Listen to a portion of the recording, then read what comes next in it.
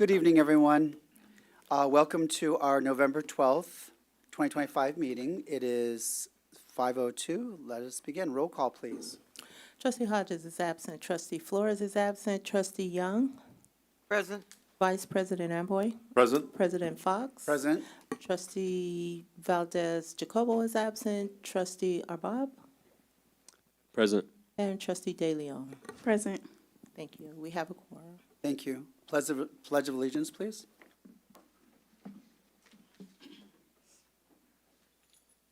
Aye.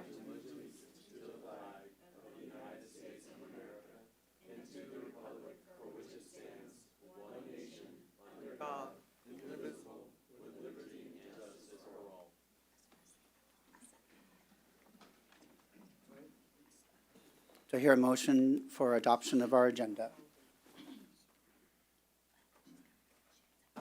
Vice President Amboy. I'd like to make a motion to adopt today's agenda. Thank you. Trustee Dr. Young. I second. Roll call, please. Trustee Hodges is absent. Trustee Flores is absent. Trustee Young. Aye. Vice President Amboy. Aye. President Fox. Aye. Trustee Valdez Jacobo is absent. Trustee Arbab. Aye. Trustee De Leon. Aye. And the motion passes 3 with 2 absent. Thank you. With that, we are now down to information, agenda item 2, school site presentations. We're excited to hear your journeys, what's going on at the site levels, and so thank you all for being here, and we do appreciate and look forward to these presentations. With that, which site are we beginning with? Well, let's start with the newest principal in the room, Oh, that's not nice. Principal Cadiz from Cooper Elementary. Please, thank you. Good evening, everybody. Hello, President Fox. Hello, Superintendent Aurelio. Hello, Cabinet. My name is Faustino Cadiz III. I am the proud principal of Cooper Elementary School. Is this how this works? Go to the next one. Awesome, cool.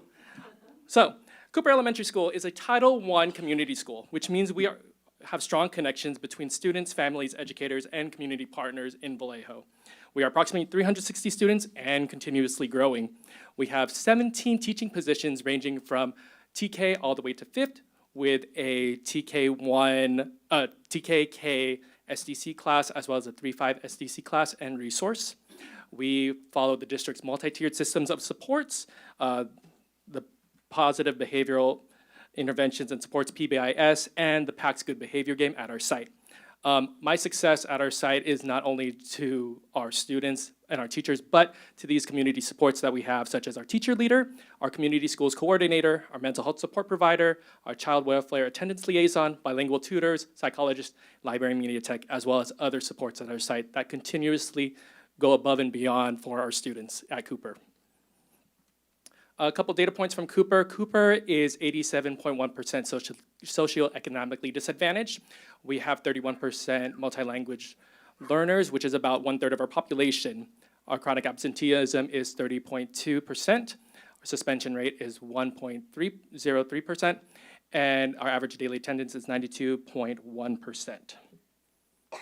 A couple of focus areas that I would like to focus on in thinking about Vallejo first and our portrait of a graduate as a district we are following is 5 key points. One is improving overall academic school-wide. We and Cooper are focusing on the core learning and literacy, having a high priority in literacy in our school site. Number 2, improving communication amongst all stakeholders, making sure our campus events and community connections are strong. We are a very community-oriented school, and we love to focus on making sure that our families are connected with us.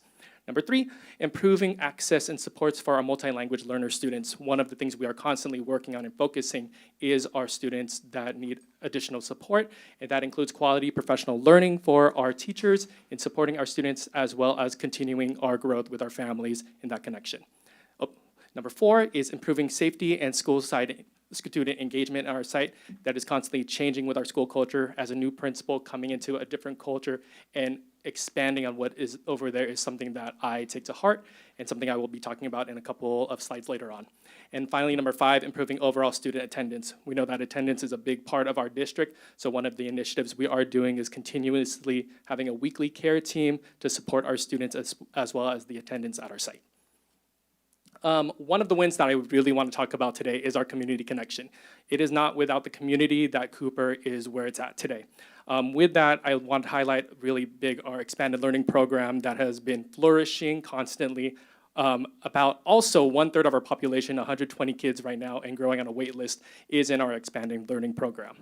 With that, we have our child care center with before and after school care.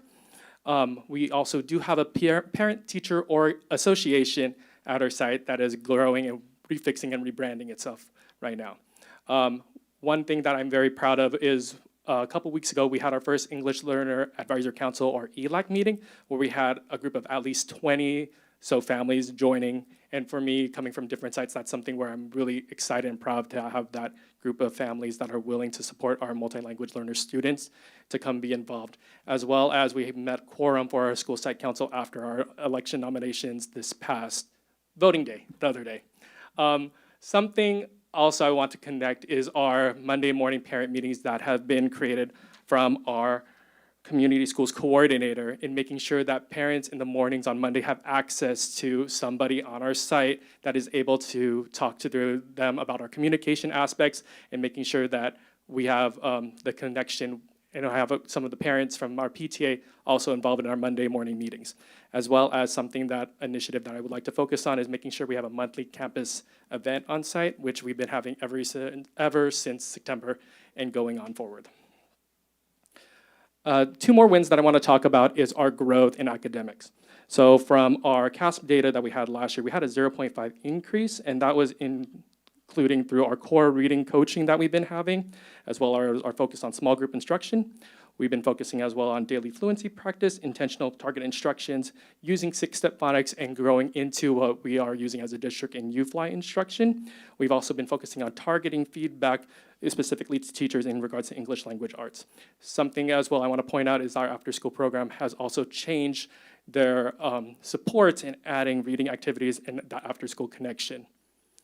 Additionally, our math scores in CASP have improved by 4.3. That is due to our review of our board math, our teacher leader having action plans in math, using exit tickets and reflective strategies in our classrooms, as well as expanded learning and our Hey tutors and pulling out and supporting our students that way.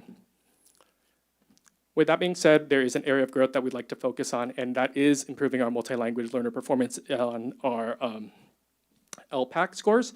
With that being said, we did have a decrease of 2.8, but that's not to be said that there is some growth there. As you can see from the charts above, we are very strong in speaking and listening and focusing on the reading aspect of that this year. We have analyzed our benchmark data by looking at the LPAC testing charts and looking into LPAC testing chats that we've been having from our teacher leader. We've also had professional learning and development for our multi-language learner students in focusing on core, UFly, our ELD practices, and highlighting this as a strong focus for our school site. Additional opportunities that I would like to focus on as well in improving our multi-language learner performance is making sure that our bilingual tutor is available for our students, making sure that our Hey tutors also are hitting these marks with using the SIPS program. We're also focusing as a whole site and more student talk and performance-based opportunities for the students to speak and get more comfortable in their speaking, as well as having our expanded learning, having specific clubs that are targeting the support of our multi-language learner students.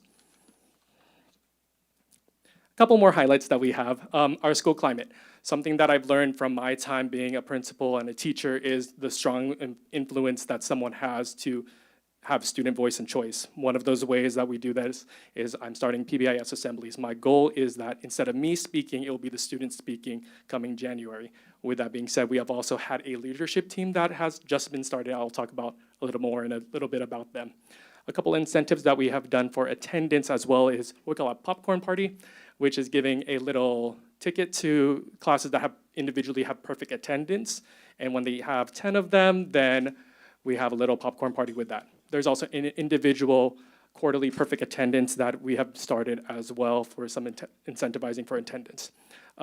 Also for behavior and for academics, we have a little bit more pause incentives that we have. We have Cooper Currency, which has dollars that students earn to buy prizes at their student store, which is run by our student leadership. We have a weekly gold paw where teachers are giving individual paws to their students who have made some growth in their behavior and showcasing them out, as well as our Cooper Aka Apples for having high testing scores and being showcased that way. A couple of different ways that our program also thrives is we are having volunteers as part of our lunch clubs, promoting STEAM activities. I have a volunteer that is having tech involved in showing students how to use coding and technology skills and videography during our Thursdays. We have our Hey Tutors program, as well as our visual and performing arts with classes weekly with visual art and with theater.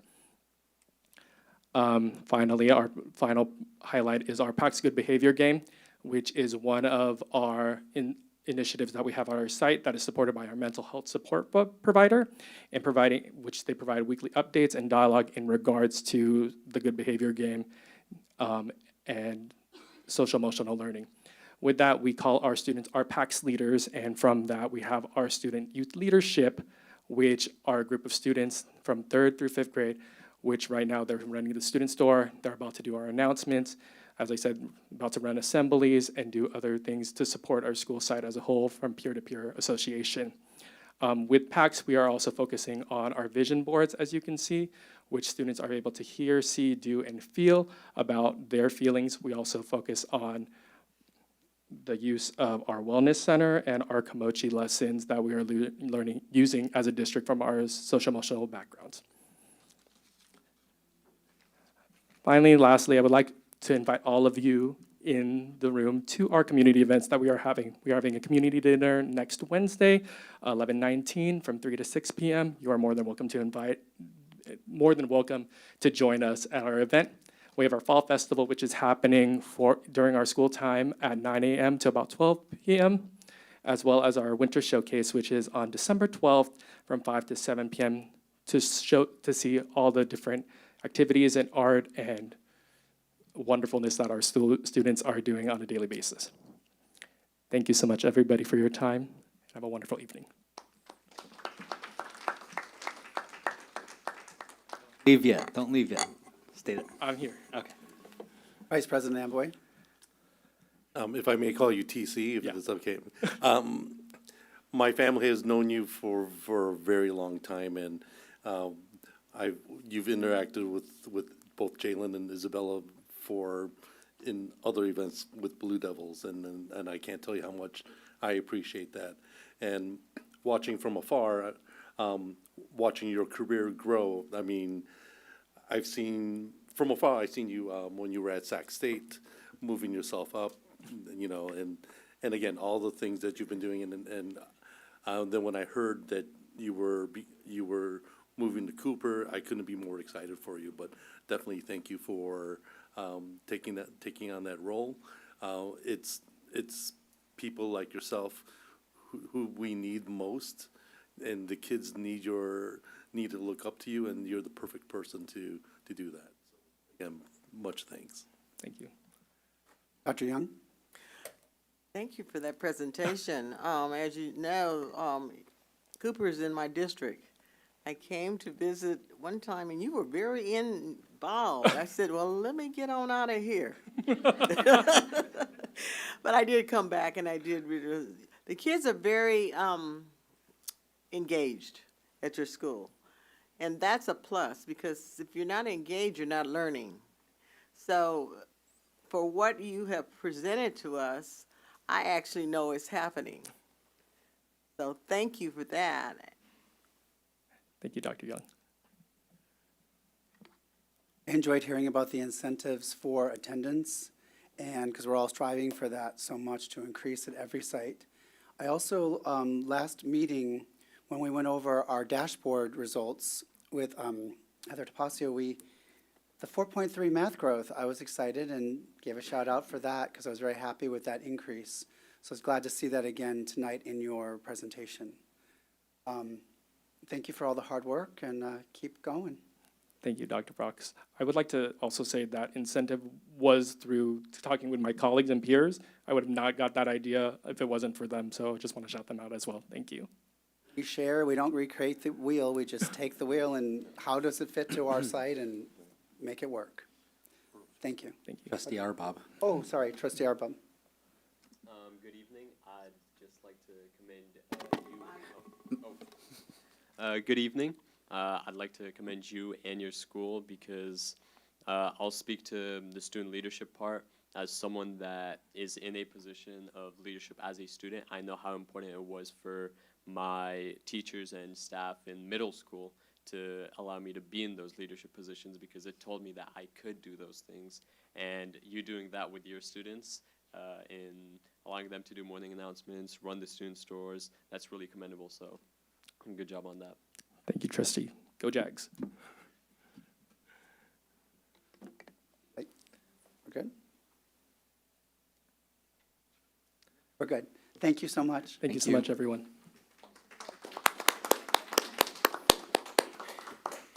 Next school. All right, we're going to hear from Stephen Manor next.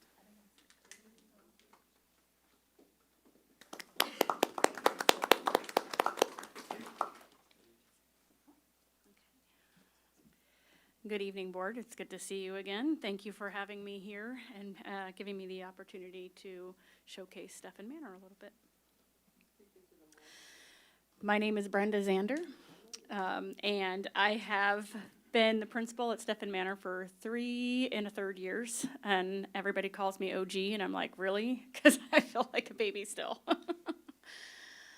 So Stephen Manor, just meeting Stephen Manor a little bit. Our school has about 425 students, give or take on the day. 82.6% are socioeconomically disadvantaged students. 36.7% of our students are ALs. So we have over 1/3 of our students who are learning the English language. Our chronic absenteeism rate as of 10/31 was 20.9%. My goal is to be no higher than 25 this year. It's been slowly decreasing over the last few years, and so this year I'm like, well, let's go for 5. Let's go for 5% more and see what we can get. Our suspension rate is at 1.3%, and our average daily attendance currently is at 92.75%. And I give encouraging words to our parents every day, and letting them know, yay, we have great attendance today, keep it up. And when it's not, bring your kid to school. Our attendance is not looking so hot. So some more information about Stephen Manor. On our 2025 CASP data for ELA, in 2024, we were at 76.6 below standard. We've been making progress every year.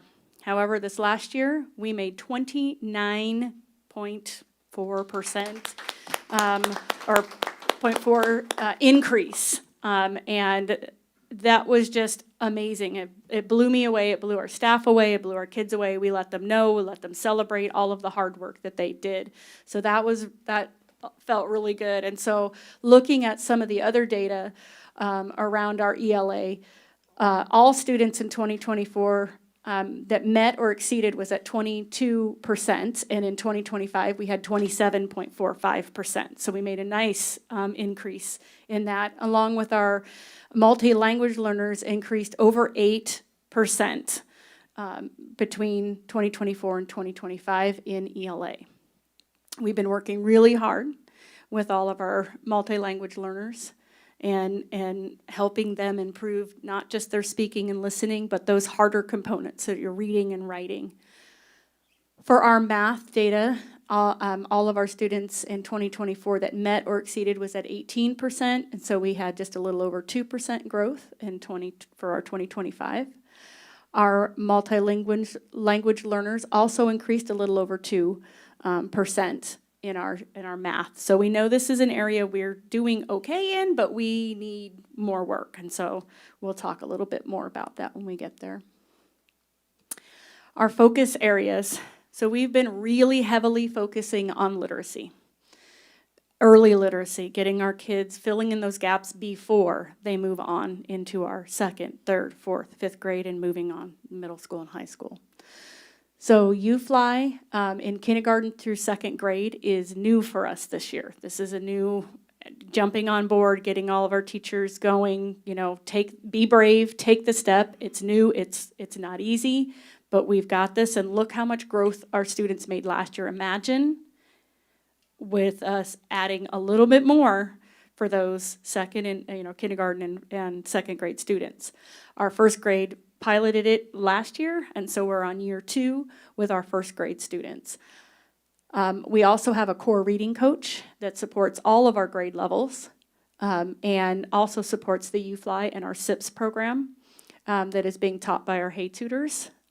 We also work on writing and comprehension with our core reading coach. So we're not just focused solely on phonics, but we're trying to get deeper into the core reading program. We also have a reading intervention teacher. So this teacher taught in Vallejo for over 30 years, retired, and immediately came back. I had her for 2 days a week, and now I've got her for 3 days a week out of our LCAP budgets. And she works primarily with our kindergarten and our first grade, really working to close up those gaps before they move on. So if we have students who are really struggling in identifying sounds, identifying letter names, all those foundational skills needed, she works with those students. And then if we have some extra room for some of those students in the other grade levels that need a little bit more, they may be a multi-language learner, they may be a student who is just really struggling and needs a little bit more small group or one-to-one support, we're able to do that through that funding. Attendance is also our focus area and has been since I started as principal. I do weekly newsletters to staff and families, and within the weekly newsletters to both is data. If it's not in your face, you don't see it. You don't know what's going on, you don't know what's happening, and that helps keep the momentum going for all of our staff too with our students and keeping them interested in engaging our kids to be here every day. In that data is our chronic absenteeism rate, and that changes every week as we go up and down and up and down, but I am making sure that they're aware of what those are. And then making sure that I have information in there that supports our families with attendance, knowing when to keep your child home, knowing when to bring them to school, and knowing that we're there to support you. And if you need something, please reach out to us. We're reaching out to you so that we can help support you in making sure that your children are at school every day. In September, we did an attendance awareness spirit. It wasn't actually a week. It ended up being every Friday for that month, and it was all geared around attendance. And then one of the other things we do is our 2-minute dance parties. So I have a whole lot I got to catch up on, but I get my exercise. If a class has 100% attendance, I go in that classroom, we do a 2-minute dance party. This year it's happy. For the last 3 years, it's been Cool in the Gang with Celebrate Good Times. I am done with the song. And then after they've received 10 perfect attendance days, they have their popcorn party. But they know they have to get that 100% attendance. And boy, when they have it, I cannot go past that classroom without being, Miss Andrew, we have 100% attendance. Get in here, like, now. And I'm like, I'll be back. So it's amazing that the kids get so excited about it, and they go home excited about it, and they want to be at school, and they're telling me, I can't be home today. We got to get 100% attendance. We want our popcorn party.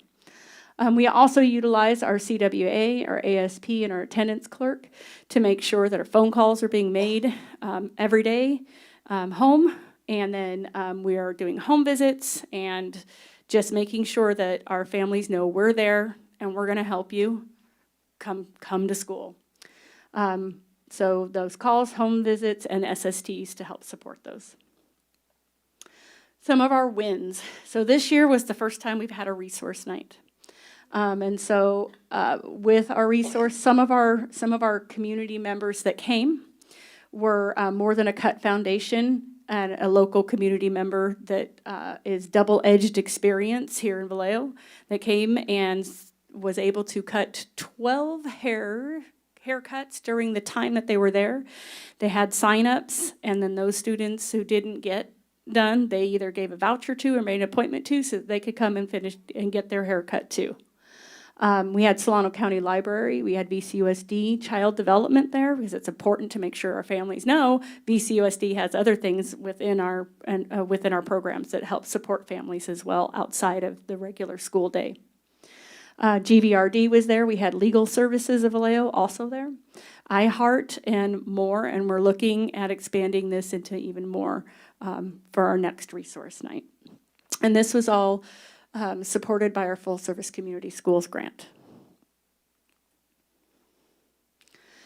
This is showing you just the visible data for our ELA.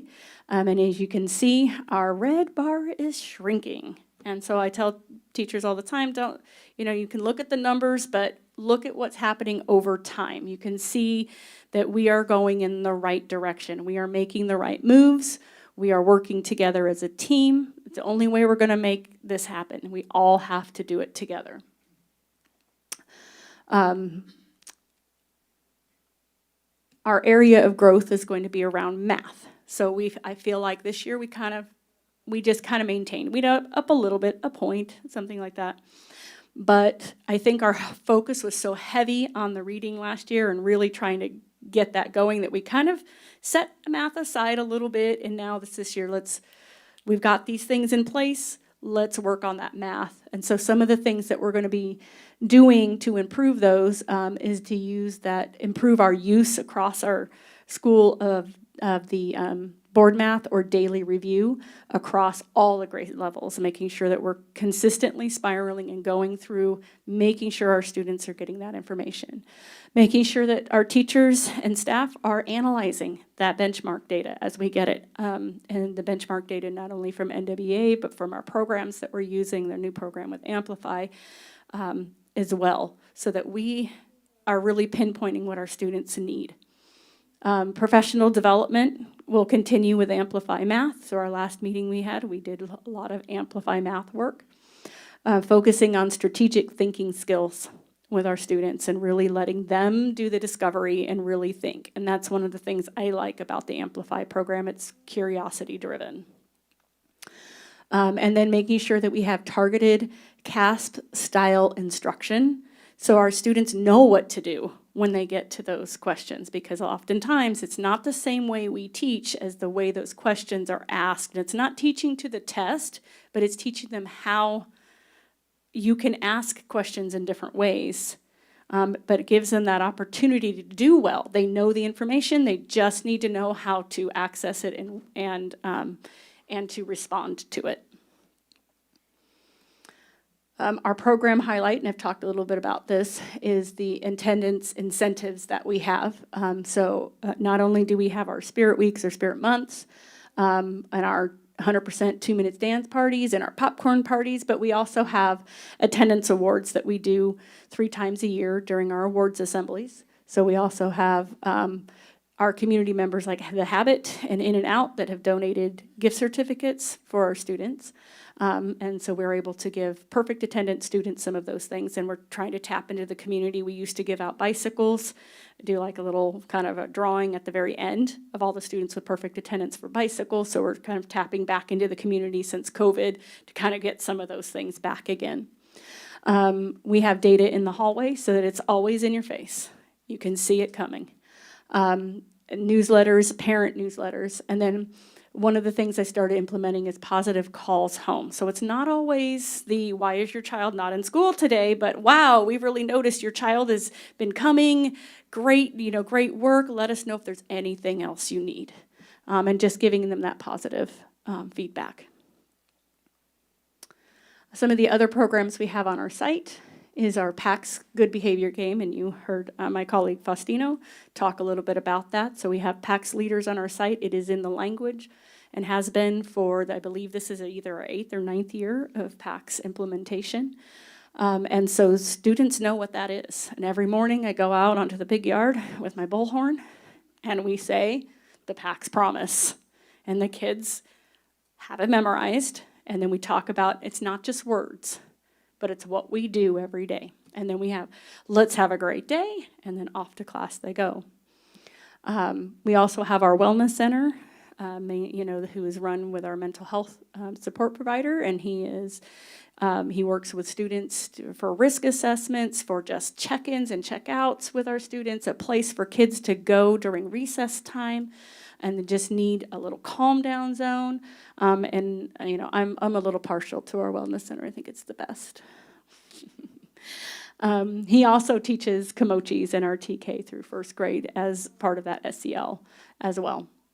We also have restorative practices. So when students are arguing and fighting and getting into these little tiffs over things that are just like, really? Let's talk about this. And so we have our ASP or myself or my TL will run restorative practices and restorative justice circles for our students to really help them start to solve their own problems. We have a youth leadership team that is getting involved in helping support in classrooms, supporting in the library, and working on this year. We started implementing a morning message on we call it Monday, Motivational Monday. So we don't do it every day, but we do like a Monday shout out.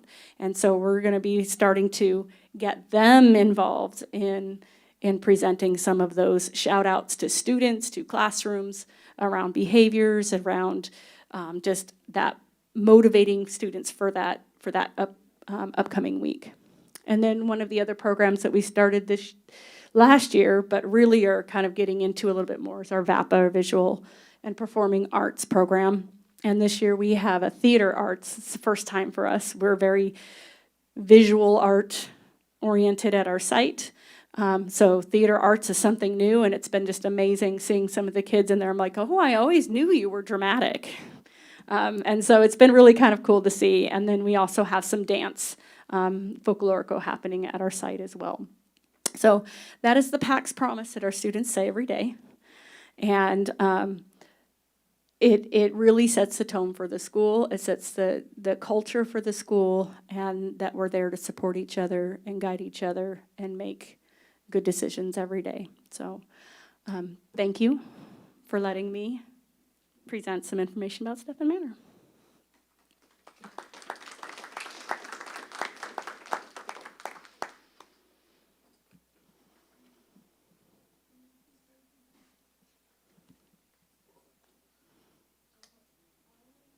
Vice President Amboy.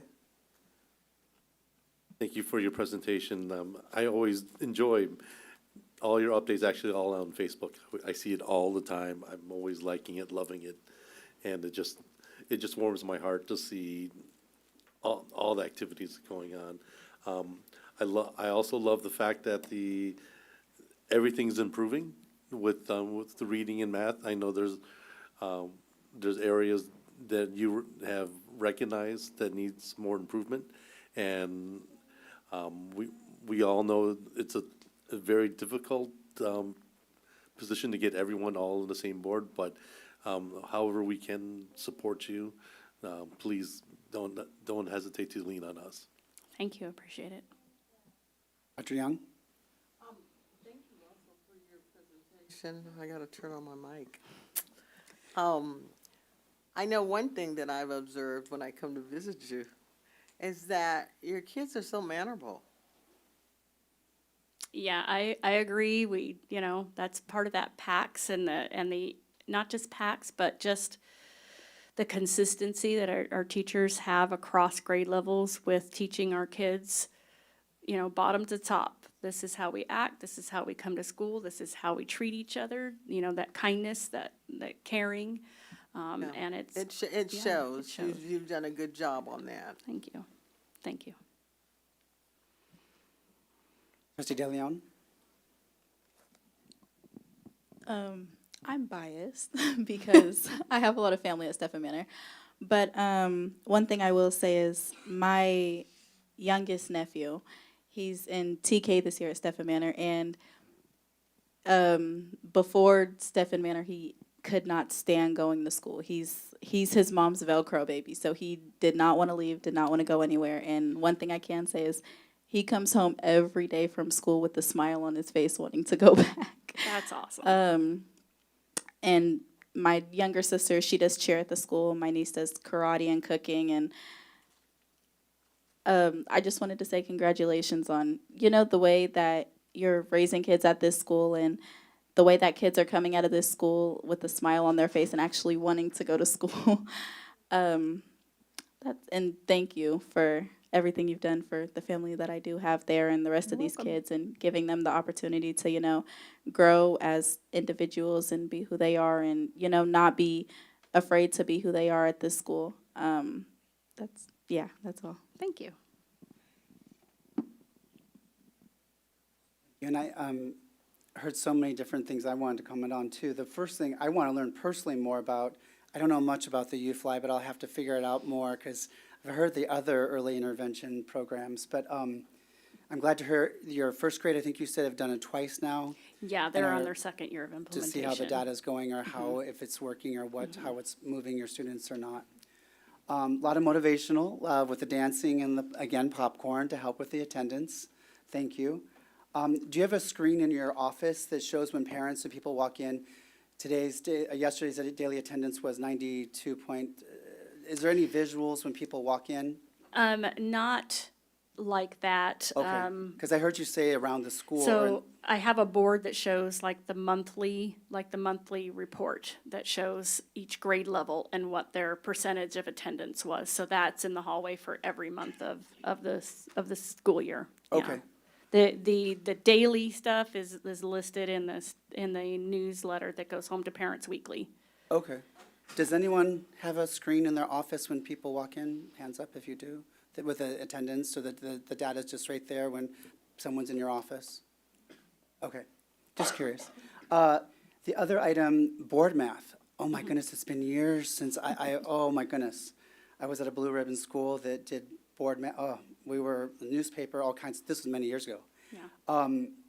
But for the daily review and the scaffolding, which is so important, because otherwise your math concepts are so isolated. If you're doing Unit 2 and it's just this, and you don't get to Unit 7, which is fractions or whatever, you have all that time. But if you're doing the board math and the daily review and all that scaffolding, students are hearing, seeing the vocabulary, the concepts, and it's not so isolated. And so I Right. was really happy to hear, I think also, your school, I think, also talked about the board math.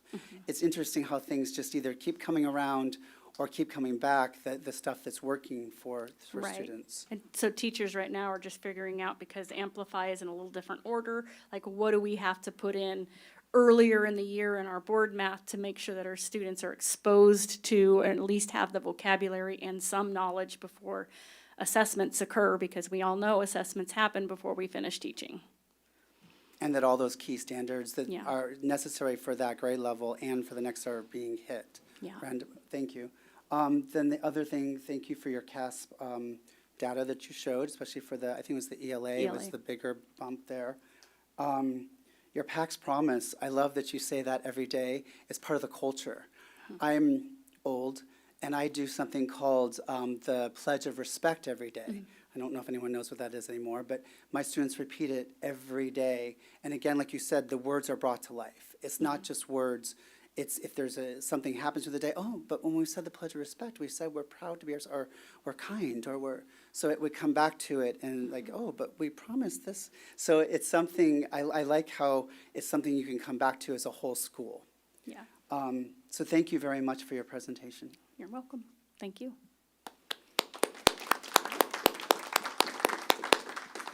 Who's our next school?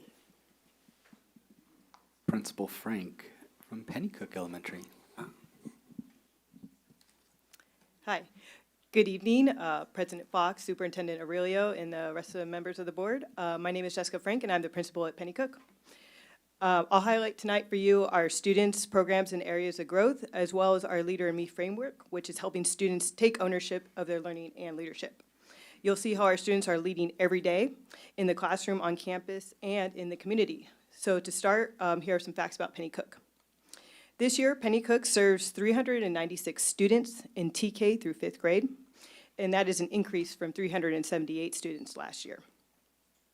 Pennycook is a proud Leader in Me school, so where we foster student leadership and build a positive and empowering school culture.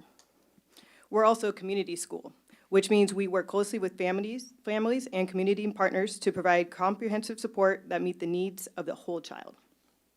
And this year, we're fortunate to receive LCFF Equity Multiplier funding, which allows us to further strengthen our programs and expand opportunities for student success. One of our biggest areas of growth this year has been attendance. In September of 2024, our average daily attendance was 93.59%. And this September, we increased to 94.17%, showing a positive improvement of nearly 0.6%. Even more exciting, though, is 154 of our students, or 39% of our school, had perfect attendance for the entire month of September. We're also seeing encouraging academic growth in our NWEA data, particularly among our student groups who have been a focus in our SIPSA. In math, our Hispanic and Latino students had a fall target goal of 6.66% projected proficiency, but they exceeded that goal, and they reached that at 11.25%. In reading, our English learners also made strong gains. They projected proficiency goal was 2%, and they achieved 6.45%. These increases show that our targeted supports and consistent Tier 1 instruction are making a difference. Our staff is continuing to focus on closing gaps and ensuring that all students experience success in both literacy and math. A big focus this year is our Leader in Me program, supported by Equity Multiplier Funds. These funds help cover membership, mentoring, and the supplies we need to run the program. But Leader in Me isn't just about leadership activities, it's built into academics and student growth. Students develop leadership skills while taking ownership of their learning. This program is designed to address school-wide priorities and support all students, especially English learners, Hispanic students, and those who are socioeconomically disadvantaged. Simply put, Leader in Me helps students lead themselves, support peers, and take pride in their learning every day. One of our biggest wins this year is improving student attendance. Third grade led the way in September with 96.64% attendance, earning the Panda Attendance Trophy. Students with perfect attendance are celebrated with incentives like karaoke, and our Spirit Weeks highlight the importance of showing up and taking responsibility every day. This picture is from our September Spirit Week Dress for My Future Career Day. I'm still working towards my future career of a race car driver. And we've been very intentional about building a culture where students take ownership of their attendance. They track their own attendance in their leadership binders, and we celebrate their success each month. For example, students with perfect attendance enjoyed a special karaoke celebration at lunch. And the grade level with the highest attendance gets to proudly display our Pandas plush mascot for the month. So on the previous slide was third grade. Each class there, they get their own plush to hold in the classroom for the month. And then here, the first picture highlights the karaoke the students get to celebrate at lunch, and then students tracking their own attendance on the right. And then in the middle there, in the hallway, when you first walk into our building, we highlight the students with perfect attendance and also the attendance data for everyone to see. So these efforts are helping our students see that showing up every day really does make a difference for themselves, for their classmates, and for our school community. Last month, Pennycook hosted a fall-themed family fun day right on our campus. Our school was transformed with hay bales, colorful pumpkins, and festive decorations that created a warm, welcoming atmosphere for all families. We were joined by community vendors, as well as the Vallejo Police Department, Vallejo Fire Department, and the Youth Fire Academy, who all helped make the day engaging and exciting for our students. In total, we welcomed 410 family members to the event, and 227 of our students had a family member attend. It was a wonderful day of connection, celebration, and community pride here at Pennycook, a true reflection of our values as a Leader in Me and community school. On the left there, you can see me with Sparky the fire dog. And then on the right there, we celebrated our deaf community, teaching students about inclusion and communication. And then on the bottom there, we had a school-wide pumpkin decorating contest where every class decorated their own pumpkin for everyone to vote on during the event. So these events strengthens our sense of community and make Pennycook a place where every student and family feels welcome and proud. One key area of growth for our school is improving math achievement. During last month's Professional Learning Day, we learned that fourth grade is a pivotal year for building strong foundational math skills that students will carry through upper grades.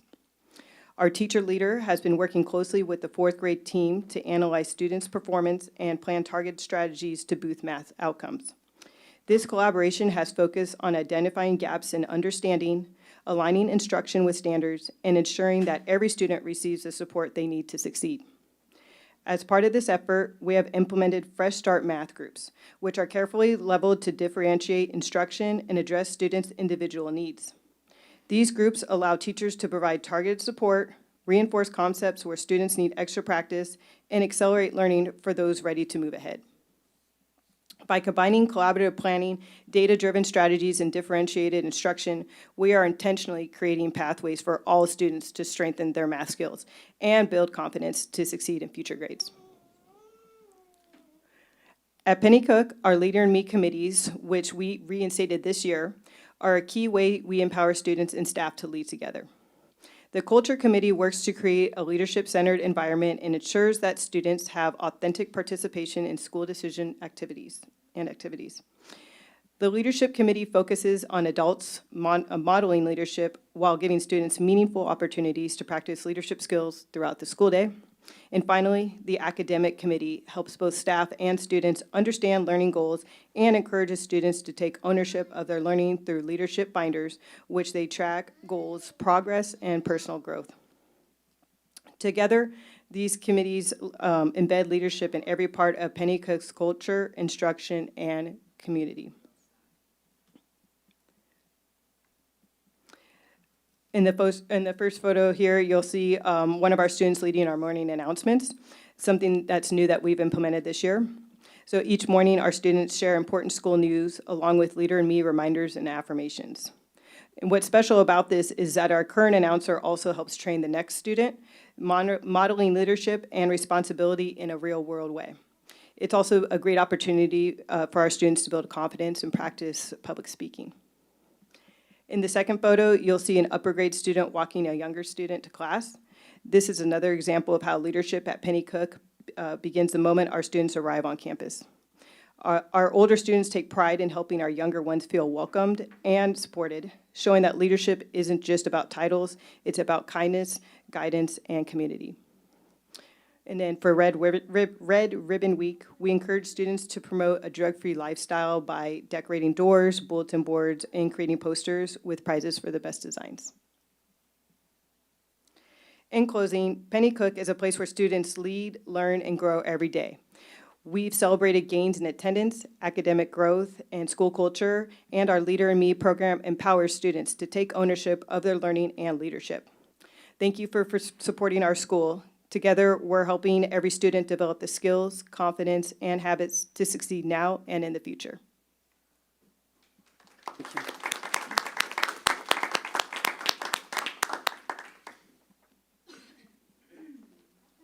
Questions? Dr. Young? Thank you for your presentation. Pennycook is very special to me due to the fact that that was where I first started my journey in education in 1972. That's great. So I look at Pennycook and I watch over the years the progress that it has made. So congratulations. Thank you.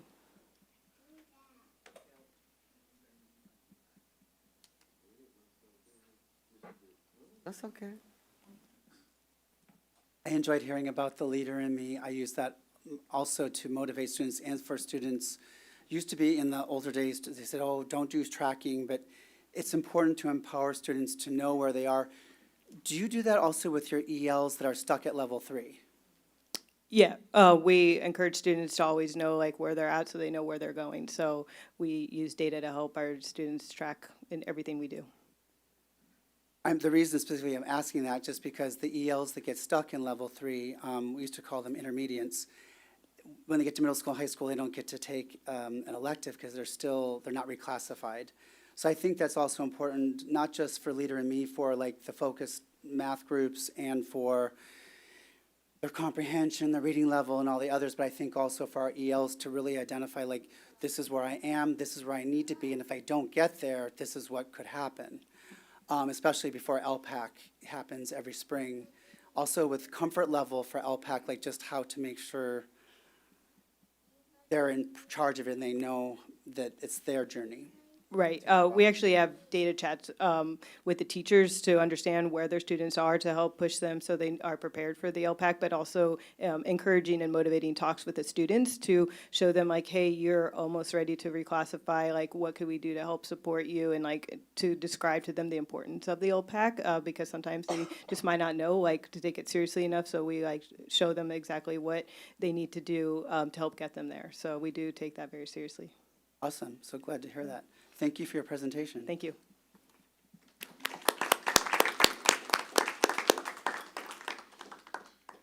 Next. Highland Elementary, Principal Glasgow.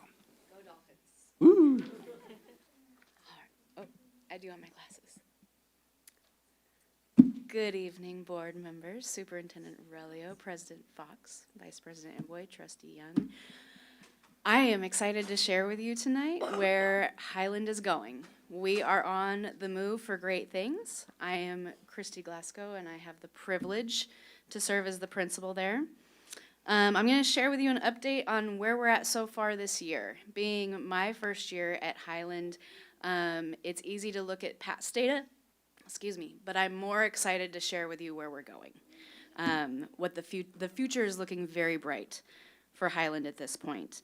I'm going to highlight some achievements of our students and staff, the strategies we've implemented to support academic growth, and our ongoing efforts to create a safe, inclusive, and engaging learning environment. Our team has worked diligently to align our goals with the district's mission, and I'm proud to present both our successes and the areas that we strive for growth in. Am I doing it wrong? There we go. This school year, we began with a refined vision, one rooted in the belief that every action, attitude, and interaction contributes to the culture and success of our school. Our goal has been to ensure that what we do each day at Highland directly reflects and supports the priorities outlined in the district strategic plan. To make that vision a reality, we started the year by engaging our staff in meaningful conversations about our why we teach, why we serve, and how our individual roles align with our collective mission.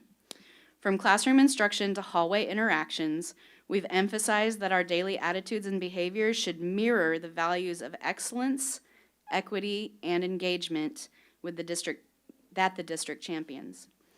We are also focused on creating a culture of joy in learning, because learning should be fun. And when students are engaged in the fun of learning, they want to be at school, and so do the teachers. We've embedded this vision into our professional learning, our student supports, and even our celebrations, making it a living part of our school culture rather than just words on a poster. As a result, we've seen stronger collaboration among staff, a renewed sense of purpose, and a deeper connection between our school's goals and the district strategic plan. At Highland, we proudly serve 516 students, each bringing unique strengths, backgrounds, and experiences to our school community. Our demographics reflect both the diversity and the resilience of our learners. Currently, 41% of our students are English language learners, 87.4% are socioeconomically disadvantaged. These numbers represent more than statistics. They tell the story of a vibrant, multilingual, and hardworking community that values education and opportunity. Recognizing the needs of our students, we've placed a strong emphasis on creating a positive, supportive learning environment where every child feels safe, respected, and ready to learn. To achieve this, we've implemented PBIS across the campus. Our veteran teachers that have been trained implement PACs, keeping in mind that we have a very young, inexperienced staff that we are growing. So those of the veteran nature implement their PACs. Both programs help us build consistency in expectations, promote self-regulation, and reinforce positive behavior throughout the school. Through a refocused refinement of both frameworks, we've seen improvements in school climate, stronger relationships between students and staff, and an overall increase in student engagement. Our goal is to ensure that every student, regardless of their background, has access to high-quality instruction in a setting that nurtures both academic and social-emotional growth. I'm proud of the dedication our staff demonstrates daily to meet our students where they are and move them forward together. This year, we are really focusing deeply on two key areas that align with our district's priorities and our commitment to equity and academic excellence: enhancing ELD instruction and strategically using our LCFF equity multiplier to support student success. For ELD instruction, our focus has been on strengthening collaborative teacher efficacy, building a shared sense of urgency around why ELD instruction matters to every student, and increasing the rigor and intentionality of language development across all classrooms. Our teachers are working together to plan, reflect, and refine instruction so that language acquisition is embedded into daily learning. This work is fostering a collective responsibility for our English learners' growth and success, keeping in mind we have a 41% population. Secondly, through the LCFF equity multiplier, we've been intentional in how we allocate our resources to meet student needs.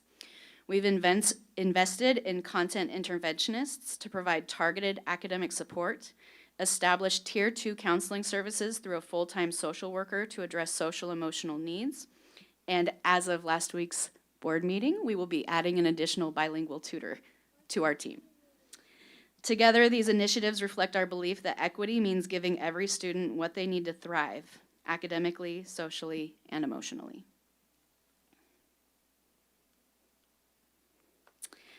I am super excited to share the encouraging progress we've made this year in the area of student attendance, a key factor in academic success and overall school improvement.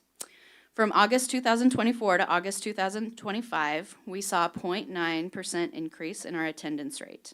From September to September, attendance grew by 1.3%, and from October to October, we saw an additional 1.3% increase. Overall, our school is currently maintaining a 91.9% attendance rate. While we recognize there is still a lot of work to do in this area, this steady upward trend is a reflection of our intentional focus on building a culture where learning is fun. Our staff has been proactive in outreach, communication, and relationship building with families to ensure students are present and engaged. I'm also very proud to report that our chronic absenteeism rate, which was well over 40% in 2024, is currently at 25.3%, with the strong hope that we will maintain that number. This is a significant improvement and represents the collective effort of our teachers, attendance team, and support staff who are working closely with families to remove barriers to regular attendance. We know that consistent attendance is foundational to learning, and these gains show that our strategies are making a measurable difference, and we're excited to continue this momentum. As we move through the school year, I'm excited to share some of the wins that we've already experienced, accomplishments that reflect the hard work, dedication, and shared commitment of our entire school community. First and foremost, we've seen a strengthened shared vision and a noticeable culture shift across our campus. From classrooms to common areas, there's a renewed sense of purpose and pride. Our staff and students are more aligned around what we value: excellence, equity, and belonging, and that unity is shaping a more positive and focused learning environment. While we still encounter undesired behaviors from both adults and students alike, we are moving in a much more positive trend throughout the campus. We've also set and maintained high expectations accompanied by high accountability for both staff and students. This year, our team is leaning into clear goals, consistent follow-through, and mutual support. Our teachers are holding themselves and their students to rigorous standards, and in turn, our students are rising to meet those expectations. Another key win has been our commitment to data-driven decision-making. We're using real-time academic and behavioral data to guide instruction, intervention, and professional learning. This intentional approach ensures that every decision we make is purposeful and aligned to student needs. Lastly, we've seen a notable increase in family engagement, due in large part to our community school coordinator, Ms. Jamila Hanif. Through community events, family workshops, and improved communication, our families are more connected and sharing their voices. They're not just participants, they're becoming true partners in their children's education. Each of these wins represents meaningful progress toward our larger goals and demonstrates the impact of a shared vision and collective effort. While we've had many successes so far this year, we also recognize the importance of identifying our area for growth. And for us, that is math. Our data shows that currently, only 6% of our students are meeting grade level expectations in math. This is a shocking statistic. It is a single-digit number, something that causes great stir in our hearts and has increased and sparked a sense of urgency among our staff. We know our students are capable of much more, and we are fully committed to providing the instruction, support, and systems necessary to help them reach their full potential. To address this, we've developed and begun implementing strategic, targeted plans that support both our students and teachers. Clear and explicit expectations have been established for high-quality math instruction, ensuring consistency and rigor across all grade levels. Teachers are receiving protected, dedicated coaching time with our teacher leader, allowing for focused planning, modeling, and feedback directly aligned to the instructional priorities. We've also built collaboration time into every staff meeting so teachers can openly discuss challenges, share best practices, and problem solve together. This collective approach strengthens instructional practice and builds confidence among staff. In addition, we're using ongoing data to drive small group differentiated instruction. Each student has clear goals for achievement, and the data is regularly reassessed to monitor progress and determine when the students are ready for their next level of learning. We know improvement in math will not happen overnight, but we are approaching it with focus, consistency, and determination. By combining strong instructional practices, meaningful collaboration, and data-informed decision-making, we're building a foundation for sustained growth and long-term success. Our program highlight is our multi-tiered system of support. Tier 1 is the universal supports to reach every student every day. So to highlight Tier 1, for attendance, we've built in consistent positive recognition and accountability. We celebrate students with monthly attendance recognitions and conduct daily attendance checks to ensure early intervention when patterns of absence begin to appear. This approach emphasizes that being present matters and that every day counts. For behavior, our school-wide focus remains on PBIS. We're intentionally training and reinforcing with all students what it means to be safe, kind, and ready to learn. These expectations are taught, modeled, and celebrated throughout the school day, helping create a consistent and positive school climate. For social emotional learning and mental health, we've embedded dedicated SEL time in every classroom, created calm corners where students can self-regulate and refocus, and established morning meetings that help build relationships, empathy, and a sense of belonging. These proactive supports are helping our students feel connected and ready to learn. For academics, our Tier 1 instruction is standards-driven and designed to meet the needs of all learners. Teachers are delivering rigorous grade-level instruction while also incorporating small group differentiation to ensure every student receives the right level of challenge and support. Together, these Tier 1 efforts form a strong foundation for success. We've also developed intentional and targeted Tier 2 supports for students who need additional assistance beyond the universal level. These supports allow us to respond quickly and precisely when early signs of academic, behavioral, or social emotional challenges begin to arise. For attendance, we have check-in and a check-out system that provides students with daily encouragement, goal setting, and accountability through caring adult connections. In addition, we work closely with families through attendance goal setting meetings, ensuring that support plans are collaborative and aligned between home and school. For behavior, we provide small group skill building sessions that focus on the zones of regulation framework. These groups help students learn how to identify their emotions, develop self-regulation strategies, and practice positive decision-making skills in a supportive environment. Social emotional learning and mental health. The supports include short-term counseling and mentoring opportunities designed to provide students with focused guidance and connection. These services help address barriers to learning before they become larger obstacles.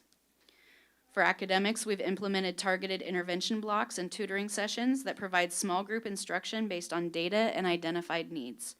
This structure allows teachers and interventionists to deliver focused support aligned to specific skill gaps while continuing to monitor student progress closely. Our Tier 2 systems reflect our belief that early strategic support can change a student's entire trajectory. And at the Tier 3 level, our focus is on providing intensive, individualized supports for students who need the highest level of intervention. These efforts are deeply collaborative, involving families, teachers, and support staff to ensure that each student's unique needs are met with precision and care. For attendance, they have individualized attendance plans that address the specific barriers impacting a student's ability to become part of our school community and consistently. Our team also conducts home visits to strengthen relationships with families, provide resources, and ensures that every student feels supported both at home and at school. For behavior, students receive behavior intervention plans tailored to their specific needs and triggers. These plans are implemented in close collaboration between our student support team and our individualized education program teams when appropriate, ensuring a unified and consistent approach across all settings. For social emotional learning and mental health, our supports include ongoing counseling services and crisis response interventions for students in need of more intensive or long-term support. We prioritize consistent relationships, emotional safety, and access to resources that help students stabilize and re-engage in learning. For academics, Tier 3 students receive individualized academic plans developed collaboratively with families and staff. These plans focus on highly targeted skill development, one-on-one instruction when needed, and regular progress monitoring to ensure continuous growth and success. At this level, our approach is highly personalized and team-driven. I could go on and on about all of the amazing things that we are implementing this year at Highland, but to wrap it up, this year has been marked by growth, focus, and collaboration. We are truly trying to work our MTSS format, and we are seeing an outpouring of love from our parent community about the things that we are putting in place to where they get to feel part of their students' education. Thank you. Dr. Young?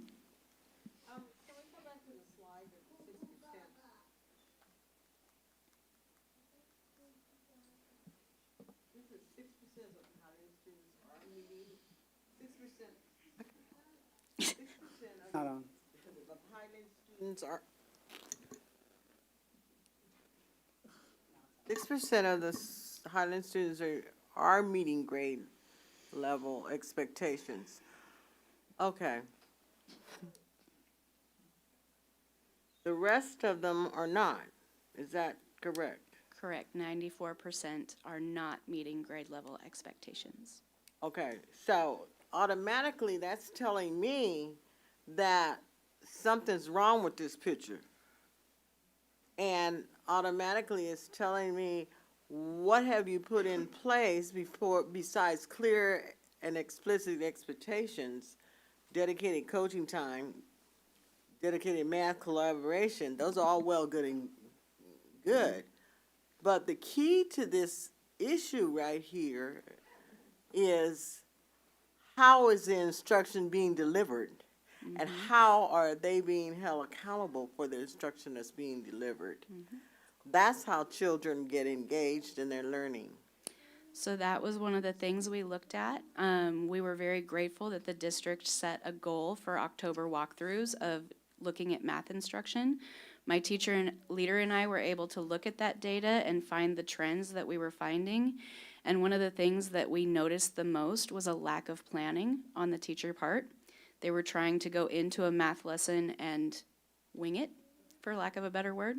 And so that's when we came up with our clear expectations of what math instruction would look like. Through the use of the newly adopted math curriculum, every single day we expect to see it. We expect a professional amount of planning to go into your lesson before it is delivered. We expect you to engage students in talking about math because that's how the program has been proven to work best. So when we walk in, we want to see that. In addition, we analyzed the data of where students were at based on their testing scores, and I asked teachers to place them into intervention groups that can be taught within the framework of the content delivery section of the day. So they have a tier 1, tier 2, tier 3 group. Each group has a clear goal that they are trying to achieve by Christmas break. In January, we will assess those students in their small groups of whether or not they achieved that goal, and if we need to restructure our groups come January, especially after the next round of NWEA data.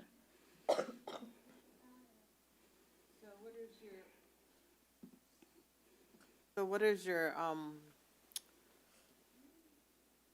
English look like? 11%. It is still a push. It is one of the coaching cycles that my teacher leader is currently focused on as well. We are in year 3. Highland as a whole is in year 3 of our core coaching. Our core coach comes 2 days out of the month to work strategically with teachers about their reading instruction. We just had a conference call this morning about planning December's visit and what that will look like in order to get to where we want to be with instruction by the end of this school year. The reason why I'm asking these questions is because you also are in my district. And I have a whole lot of, not a whole lot, but several families that have moved in. And I've encouraged them to come to Highland. So, see, this is kind of shocking to me, too. Without trying to disparage what has been done in the past, coming into Highland, we are really focused on what the future will look like, which is why we're putting these supports into place to where hopefully next year I'm going to shock you with the amount of growth that takes place. So do you feel that the district is giving you the support that you need to bring these kids up to gradually start bringing these kids up? I feel that I have all the support in the world. The district has been amazing. It's simply a matter of coming in and kind of reestablishing that a new sheriff is in town with the expectations and accountability put into place. So what did the test scores look like last year? Well, you can give me that information later. I'm not going to take your time now. But I'd like to see the progressive of the test scores 2023, 24, and 25. I'd like to see that progression to see what has happened here. Absolutely. Thank you for your presentation. I appreciate that. Vice President Amboy? Thank you for your presentation. I know how it isn't easy to be in front of us and to give that information of the data. I know it's very disheartening, but I think something that we need to recognize is that there is a lot of room for improvement. You have a district, you have a board who is behind you, and we're in a position of giving you all the tools that you need, because years past, we never had this kind of leadership where we set our goals and we recognize certain things. There's no such thing right now as to wing it anymore. We have our expectation is to raise our Vallejo children up, and you're definitely the right person to be in that position right now. And I know how difficult it is to be where you're at as a parent, as a board member. It's I just want to see Highland Fly. And I think you'll get there. It will take some time, but right now, I think we're here to, just please tell your staff that we're here to support you. Thank you, I appreciate that. And I've told them as well that I'm in this for the long haul. So we're gonna see these numbers grow, for sure. And that's why I'm so focused on what the future of Highland looks like, because I feel like everybody has definitely embraced this new refined vision of what education needs to look like. And students are responding to it, staff is responding to it, and it's really exciting. So I invite you guys to come on Highlands campus and see the new level of instruction that is taking place. And also just, this board is in it for the long run as well. Yes. Dr. Young? Also, one more thing. I'd also like to know the programs that you're putting in place with the math, and how they are ranked for dealing with this type of issue. So right now. You don't have to give it to me now. Oh, okay. I would say though, Dr. Give it Young, to me later. I don't want to. the elementary all adopted new curriculum for math this year, so they're all going through this new curriculum. A new curriculum, another curriculum. Yeah, Amplify. Another new curriculum. Amplify is our math curriculum in elementary, so they're all doing this at the same time, the math curriculum. I knew I would get Heather's attention. The one you approved, Dr. Young, you approved this Amplify program. Dr. Young, please come visit me at Highland Well, I've anytime. We been can absent, talk all you about know, it. Okay. Yeah. So if you'll recall, last spring, you voted to approve the curriculum after many years of our previous curriculum. This is not another new curriculum. It is just the new curriculum. Okay, my turn. I loved how you talked about the joy of learning, making learning fun, having learning be exciting. For me, it's always the why. How is this connected to the real world? To try to have that connection with the students. I wanted to know for the math, what review do you do or scaffolding does your school do? Actually, the new Amplify curriculum has a lot of scaffolding built into it. It has ELD support built into it. And so all teachers really need to do is some pre-reading to build their plan to implement. And that's kind of what we were seeing was lacking, was just that pre-preparation going into it. The new curriculum has everything built in that you could possibly ask for. It has interventions in place. If a student doesn't understand this question, guide them to this piece of the For curriculum. spiral review? Do you feel personally that it's a strong spiral review, that they're, at each grade level, the key standards are being constantly? There's some questions around the order in which the content is being delivered, but from what I've seen, it does a very thorough job of covering the content that needs to be delivered and really engages students in talking about what they're learning, because we all know the research shows that when they're talking about their learning, they're retaining what they're learning. Yes. And also when they're up and moving at posters, like thinking classrooms where they're actually showing engagement at posters and having that discussion, improving their work. I Yes. just saw a second grade classroom do that last week, where I came in and she had anchor charts all around the room. She had kids in teams assigned to roles. Okay, you're the note taker, you're the dice roller, and they were collaboratively coming up with their formulas. It was really impressive. Awesome, thank you. You talked about rigor. Do your teacher or students discuss like DOK levels, or is the goal always DOK 3 with everything that's done? Our goal is to live consistently in DOK 2 and 3 with occasional visits to 1 and 4. Nice answer. Thank you. I like that.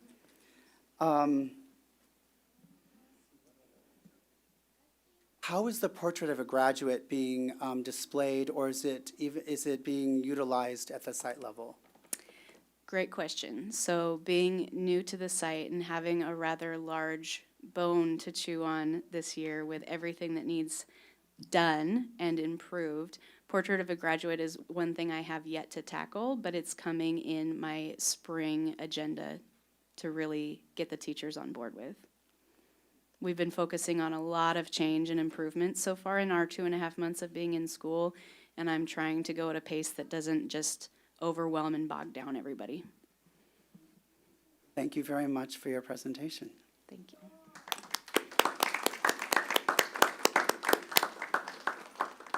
School is next. Federal Terrace is next. Principal Carbonell.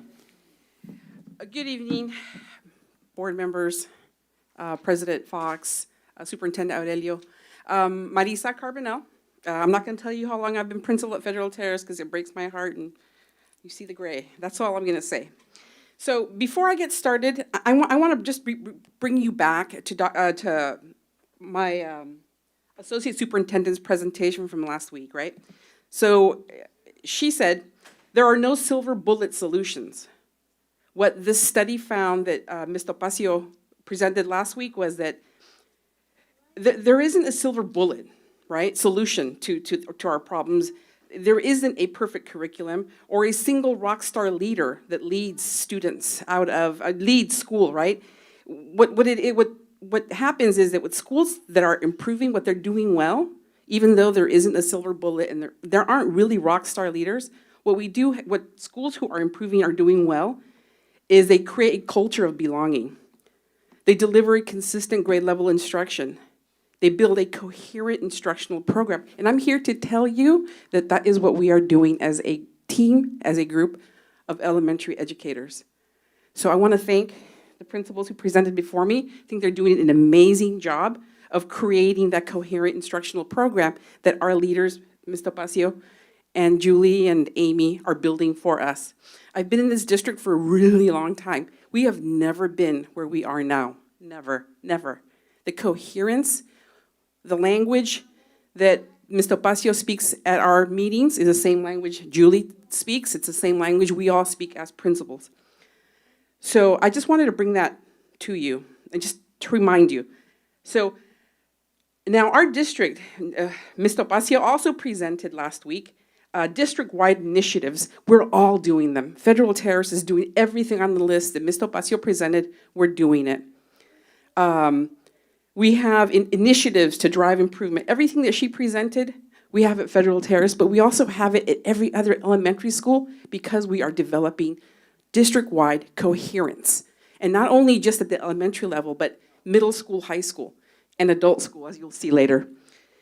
So when the idea was presented to me to bring this showcase, I took the definition of showcase to be that one thing that brings hope to you, that one thing that makes you, I don't want to say different, but makes you different, right? And so, but before I get to that part that I love and that I live for, I'm just going to share with you a little bit about Federal Terrace. We're a baby school. We're tiny.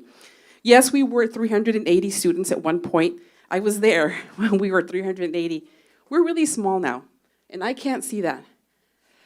But we have English learners, right? And if you'll notice that the percents of our demographics hasn't changed too much. Even though we're small, we still have about the same percent of English learners, of our homeless students, socioeconomically disadvantaged. But every school in Vallejo has this. This just happens to be who we are. Just a brief little picture of who we are. This is our attendance data, right? And this is from the California dashboard from 23 to school year 24. We declined 11.4. I wanted to add this year's dashboard that's not available till I believe tomorrow. So it's just not there. Suspension rates, we're really small. We had a 0.3 of a 10% of suspensions last year. And what do I attribute that to? That every single adult at my school knows every single student. We have a library tech woman who stands at the front of our school greeting everyone every morning. She knows families by the car they drive. She knows them by what programs they're in. It's like everyone knows everyone at Federal Terrace. And that's what I attribute that to. Just some academic data I wanted to share with you. Are we where we want to be? No. Are we giving up? No. We're digging in, as a matter of fact, and working with our district in this program of coherence that we're building together. But just as a quick, I just want to share something with you. So if you look at our, gosh, I can't see that. If you look, I think what I wanted to showcase here is our 24, where it says fall NWA projected scores. So in 24-25, in the fall, we were projected to be at 13.8 on CASP. In reality, we ended up at 24 point, I think that's 10. So 24% of our students were on grade level, right? The projection this year, the opportunity for us is even better. We're at 18 point, I think that's 18.30%. That's a projection right now. So if we look at last year we were at 13, we ended up at 24. So I hate to use the word hope, but my hope is that 18, putting us in a better place, a better opportunity for us, that the results will sort of mirror what we did last year. Now, last year in the fall, our math projection was to be at 10%. We ended up being at 18.49% of our kids were on level or advanced. This year, the opportunity, again, just 1%, but there's a better opportunity for us come when we take CASP this year. So not all. So what drives my passion in this work that we do truly is, it really is data. And it's really the academic data. And I'm gonna share something with you that I wasn't gonna share with you until I felt emboldened a little bit, and so please forgive me. The one thing that we've suffered through at Federal Terrace is the lack of a teacher. We've had an ongoing, consistent vacancy in fourth grade. And occasionally we'll have an intern teacher that's with us for a month, or maybe most of the year, or we'll have substitutes. But it's been going on since 22, 23. Not making an excuse. I'm just honestly telling you something that we've kind of dealt with. And let me show you, and the reason I have this one up here, if you look at this table, dang it, I can't see. I can't move. So no teacher in fourth grade, 22, 23, right? So if you look all the way at the bottom where it says standard not met, fourth grade, they take CASP. 66%, I believe that is, of our students do not meet standard. So I'm fifth grade teacher. Fifth grade teacher gets these kids where 66% of them are not meeting the standard. She has to then not only go back and reteach fourth grade standard, she also has to teach fifth grade standard, yet look at what she did. I think that's 54, so she was able to make some growth. And then if you look at the top, the green and the blue, in fourth grade we had, I believe, I can't see. The fourth grade, 22, 23. 10 and 12, I think that's 22. Well, 22 total, and then Right. that moved to 31 total, and then close to 39 in sixth grade. So Okay. the growth. So what you're seeing here is my fifth grade teacher not only teaching them fourth grade, teaching them fifth grade, but look at what my sixth grade teacher does. Look at what these are the same kids. These are apples to apples. And this is English language arts. Imagine had we had a teacher there teaching fourth grade instead of parceling, instead of whatever it is we were doing to cover that class. And this is the same cohort of students, no teacher in fourth grade. And look at this is math. So again, change over time. My fifth grade teacher gets 44% of the kids not at grade level. She moves them somewhat, right? But if you look at the top numbers, the green and the blue again, change over time. At the end of fourth grade, we have, I think that's 22 kids, 22% of our students at standard or above.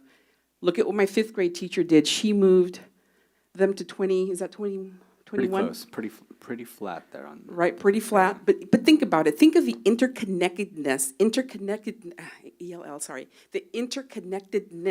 of math and the hierarchical nature of math. If you didn't get it in fourth grade, you might not get it in fifth, but then the teacher has to teach it, and then on top of that, she has to teach fifth grade standard. Look at what my sixth grade teacher did. They bump up to about 30% in sixth grade. Correct. So our reality is that, just imagine had we had a veteran, and the other thing is our fifth and sixth grade teachers are veterans. They're veteran teachers, 5 years plus. So I can see how at school as big as Highland, where you have 5 or 6 brand new teachers, there's catch up. I mean, we have catch up to do. We didn't have a teacher, but look what happens when they have a skilled veteran teacher. So currently my passion, what drives me and gets me up in the morning, is becoming a PLC. As you know, over the last 3 years, we worked with coaches very intensely, very purposefully, becoming a true professional learning community. Most recently, we applied to become a promising practices school with Solution Tree. We're waiting to hear, haven't heard anything yet, but what we have to prove to Solution Tree and to all things PLC is that we're committed to the work, that we're implementing the concepts that they taught us, that we have clear evidence of student-improved learning, that we have a culture and practices and structures in place to be considered to become a promising practice school with Solution Tree. Now, a PLC at work, as designed by Solution Tree, runs on 3 big ideas. And everything that we do at Federal Terrace has to fit one of these big ideas. And similarly, we also do it with our 4 pillars. So everything we do at Federal Terrace is completely aligned to our district within the 4 pillars, and then it has to go through our 3 big ideas. A focus on learning, right? We have an ongoing, never-ending focus on actual learning. We have a collaborative culture where we work on a collective responsibility, working together to build a shared knowledge on our students. We don't say my students, we don't say her students, we say our students. And we're results oriented, right? Everything we do, we have to back it up with results and evidence of student learning. Student learning is the key, right? So I, as principal of a PLC, my singular job is to be the story keeper, right? This is our story, this is our why, this is our mission, and then I push that forward. I push it with our teachers. You know, what are we doing? What are the students learning, right? My favorite part of building a PLC is creating capacity in my teachers to be leaders themselves. When I win that lottery and I walk away from Federal Terrace, I want it to be so that one of them step into the position. You know, I want it to be that whoever is the new principal just picks up the reins and moves forward, so that the teachers are training the principal and not the principal, the teachers. And and the other thing that I want you to understand is, you know, at Federal Terrace, because we're so focused on learning, we are focused on essential standards. We were highly successful. Our kindergarten teacher was highly successful with teaching her kindergarten letter names, letter sounds. And when we sat with her and asked her, well, how did you do it? How did you get 97% of your kids to, and she says it's 98, but on paper it's 97% of her students went to first grade knowing letter sounds, letter names. She said, well, you know what, I have my tracker. On my little laptop, I have my tracker, and I monitor, because what Ms. Topacio told us last week also was that what gets measured is improved. So our kindergarten teacher showed us how she consistently, every day, was measuring kindergarten standard, right? So my upper grade teacher said, we want that. We want a tracker. We want to track what students are learning. This takes a lot of time. Having a PLC takes a lot of time. It takes a lot of dedication, and it takes a lot of, I don't know how to say this, I hope I don't insult anyone. It takes a lot of, I'm gonna do what I need to do for my students, regardless of what the contract says that I'm supposed to be doing. You know, our teachers go above and beyond. They deserve a raise, right? And I know every principal says that, but truly at Federal Terrace, I mean, it's above and beyond. So what our upper grade teachers did here in creating their tracker is, number one, the thing that guides everything is learning. So at the top, you see the SMART goal. Every teacher sets a SMART goal: math, language arts, and writing. My upper grade team then took the standard, the big comprehension standards, RL, and reading literature and reading information, the big comprehension standard, they created a 3-trimester progression. Because at the end, because when they're grading students, they're grading them on end of the year standard. So this is trimester 1. What you see in the blue, I think that is, those are the learning targets for this trimester. And these all come from the first trimester standard. And so this teacher here, these are her then, what you see yellow, red, and green. I don't know what this is called. It's like, I'm not a data person, but she conditionally programmed the cells to visually, so they can visually see yellow and red means I gotta teach that again. They didn't get it. Because at Federal Terrace, when we meet every Wednesday, we look at student learning and who got it, who didn't get it, and how we're gonna move forward. And how do we know who got it? They're yellow and they're green. So this is created by our teachers. This was not created by me. This is created by our upper grade teachers. This is the ELA. So you know what she needs to reteach, and it's where the red is. And then this is a sample one for ELA. Again, wait, was that math? Yeah, this is the math one. And then that's the ELA. SMART goal, standard progression for 3 trimesters with learning targets. Again, created by teachers. That's all I got. So thank you. Vice President Amboy? Thank you for your presentation. Do you have a 4th grade teacher now? No, we have a substitute. This is Substitute. probably a third substitute, yes. Thank you. You're welcome. Trustee Jacobo? Oh, okay. Good evening. I'm sorry if I probably missed it or if you already mentioned it. What is PLC? Thank you for asking. I live for people to ask me that. PLC is it basically literally stands for a professional learning community.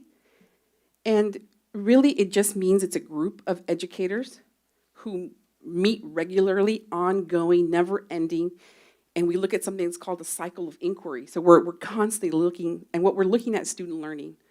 So based on the essential standards and the learning targets, you and I, we're 5th grade teachers, we're gonna say, you know what, we're gonna focus on X standard for next week. Let's teach this lesson, and then we'll bring evidence of student learning, and then on Wednesday when we meet, we'll look to see what results you got and what results I got, and then we plan. And this is how we're constantly planning through our weekly, ongoing, never-ending collaboration. And is this just something in Federal Terrace, or is it like, yeah, just, okay. Okay, yeah, that was it. Thank you. You're welcome. I'm surprised you didn't tell us the 4 questions. No, I didn't want to because I thought, it's too much. And I was gonna get them tattooed, but then I Right, the 4 also- questions, yeah, no, the 4 essential questions of a PLC. Yes. All right. I love the SMART goal, and I love the visual of the green, you're doing good, you got the yellow. And I really liked how it's placed in the 3 trimesters, if I'm saying that, right? And that you can see where you're going to project if you do not reteach that. So it gives you your information, what must be retaught, and it's a focus. So you know what to focus, like you said, on your key standards. But having that SMART goal at every grade level, knowing what your SMART goals are in math and ELA, that's driving you. And that is, I really liked, because it just, and the visuals really helped me with the color coded. So I can Correct. see not just currently, but where it projects for the next few trimesters. So I Absolutely. think that's very powerful, looking at data, and for a staff to look at data, to know where you are and where you are going if you don't have X, Y, and Z. Right. So thank you for sharing that. Sure, of course. And I want to reiterate, I don't want to walk away from this podium without saying, if there are going to be silver bullets to be had, it's going to come from the power of our veteran teachers. And so we have to hold on to our baby teachers to make sure they become veteran teachers so that they can do things like my amazing teachers at Federal Terrace. So thank you. Thank you.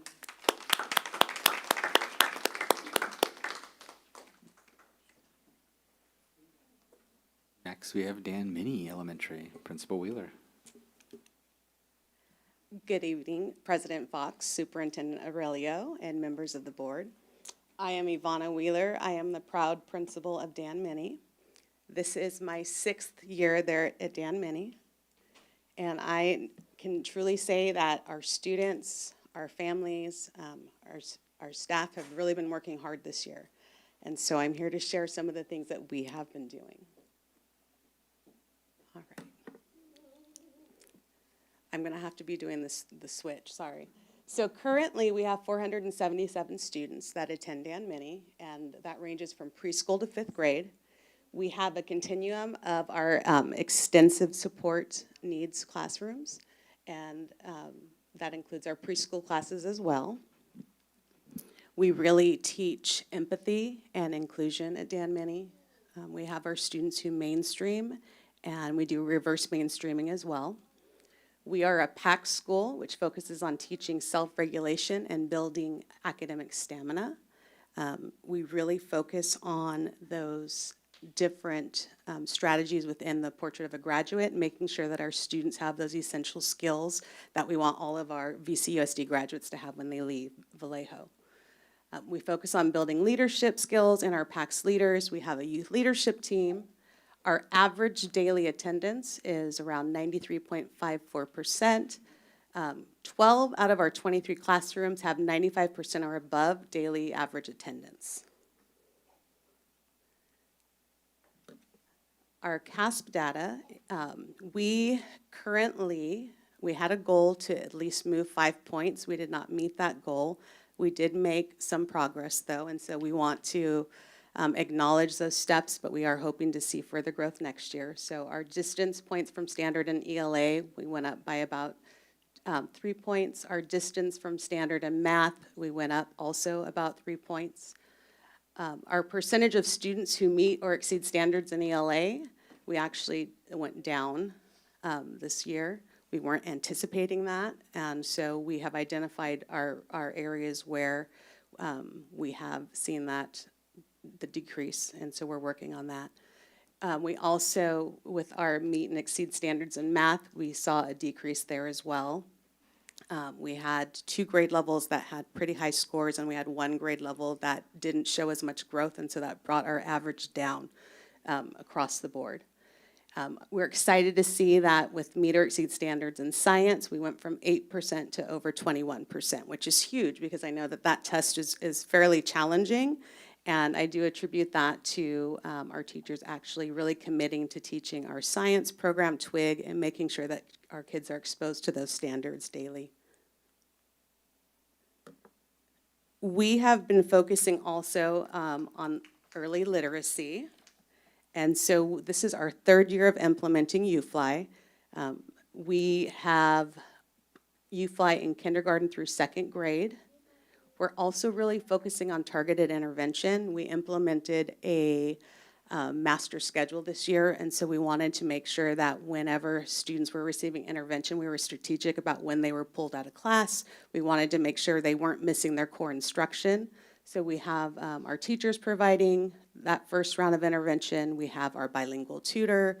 We have Hey tutors. And so we really are strategic of when we are pulling students out. And we also are monitoring and making sure that those groups are fluid and that students are able to move in and out and are not stuck into intervention groups. With our writing, we are really focused on writing across our school campus. We start with handwriting without tears, which actually is just teaching the mechanics of handwriting because we don't want handwriting to be a barrier for academic writing. And so we have handwriting without tears K through 2. And then one thing that we've really focused on is making sure that with writing across our school, that we are using structured student talk, that our teachers are really intentional about what they're asking when they're asking students questions, that we are using graphic organizers and ways for students to organize their thoughts. And we know that if they can say it, they can write it. And one of those strategies is RACE, which we have throughout all grade levels. And so we really do a lot of cross grade level talk so that teachers know what the next grade level has as the expectation so that when students move, they're prepared. Another area that we have focused on is our school culture and climate. And so we are a PAC school. This is our 8th year of being school-wide with PACs. We have 2 wellness centers at Dan Mini. So we have our mental health, who is full-time in one of our wellness centers. In our second wellness space, we have a social worker, we have a SCOE intern, and we also have a Better Way clinician. In about 80% of our classes, we have break spaces. My goal would be to see all classes with a break space. So our goal is to have students, if they do need to take a break and regulate themselves, they do it in the classroom first, and then they get back to learning. If they're unable to do that, they can access the wellness centers. We also have been focusing on attendance, and so we are aligned with the VCUSD Attendance Awareness Campaign. We have been focusing on the college and career ready, and I've included 2 pictures of our TK doors, because our TK teachers were thinking, how am I going to relate college and career to TK? And they were able to do it. And so we tell our students it starts in TK. All of our staff have participated in this. I mean, I did my door. Our resource teacher has done her door, so we're all supporting our campaign. We have, outside of our youth leadership team, we have an attendance crew or kindness crew that goes out and they support and welcome students on Fridays. And so we'll play music and just make it a fun space to welcome. And our parents really appreciate it too. They will say, you know, today was a rough day, but once we got here, we're feeling good. And so we really try to celebrate our students and our families. We also offer student acknowledgements for attendance. Classroom incentives and rewards. So we also do pizza parties, we have popcorn, we have a hot dog machine, so we rotate what the prizes are every month. Our classrooms have to spell Go Dan Many Bears, so every 15 days they will get a classroom incentive. This past Friday, we acknowledged 127 students who had perfect attendance for the full first trimester, so that was an honor to do.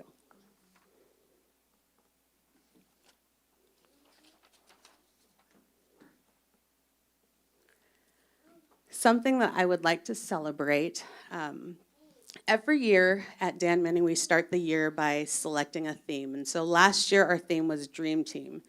And this year, our mantra is Dream Team 2.0. So we're doing everything we did last year, but we're doing it better and being more intentional and more effective with what we're doing. And something that we saw last year, we focused on our multilingual learners. And I put this graphic up because it shows our percentage of multilingual learners who are proficient on their summative LPAC, and we showed a 4.04 growth, which actually exceeded the district growth. And with our percentage of students who met or exceeded the standards in CASP, we also had a large growth of 6.55%. What we're doing with our multilingual learners is we're really focusing on making sure that our designated ELD time is strong. We did some very targeted intervention after school for our multilingual learners, and we focused on those students who were very close to being reclassified, and so it was very targeted. We found out which areas they needed support in and provided that. We also did something different, and what I did is I presented the LPAC to our teachers, and they couldn't understand why more students weren't being reclassified.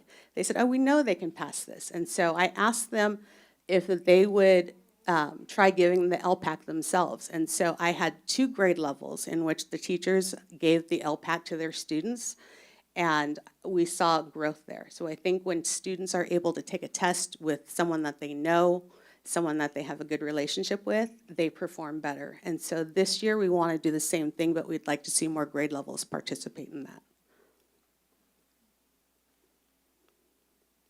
Another win that we have is the results of our California Healthy Kids Survey.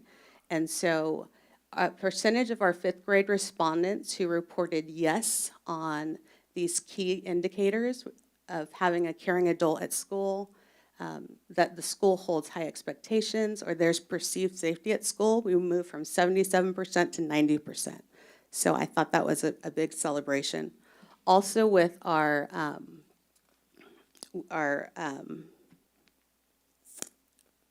what's it called, the panorama, I'm sorry, we also saw some positive results there as well.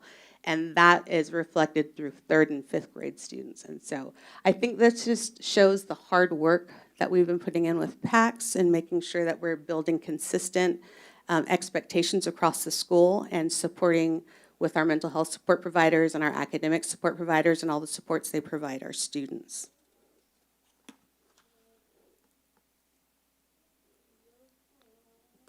Something that we would like to see improve is our ELA scores across the board. So this shows the growth that our 5th grade students made last year. And so we had 55.39% who met or exceeded the expectation. And so what we did was we went to the 5th grade team and said, what are you doing? Because this group has really shown progress. So when they were in 3rd grade, they were scoring at about 20%. 4th grade, they scored at about 33%, and they moved up to 55. And so our 5th grade team shared that one thing that they put into place was the explicit phonics, the 6-step phonics, which originally they were doing whole class, and then they were able to move it down into small targeted intervention groups.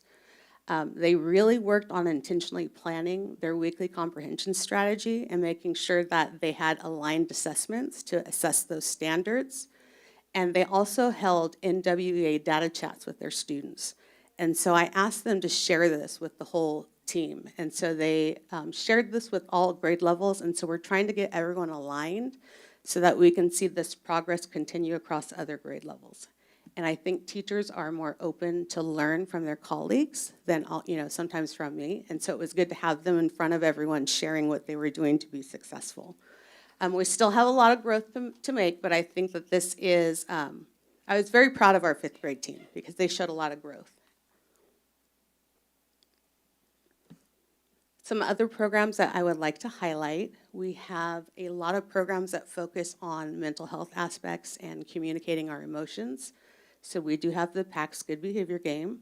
We have Kimochis. We have the 7 Keys of Communication. We also have partnerships with other mental health companions. We do restorative practices at Dan Mini, so we really focus on helping students change their behavior rather than punish. We want them to see how they can prevent situations or make better choices in the future. We have our youth leadership team, which we're very proud of.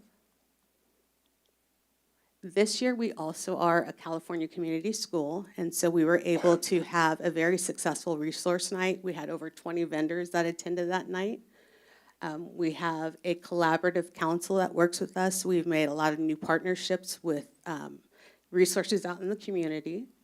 We are piloting a second chance breakfast at elementary school, so students are able to come and pick up breakfast. If they didn't receive it before school, they can come and pick it up at recess.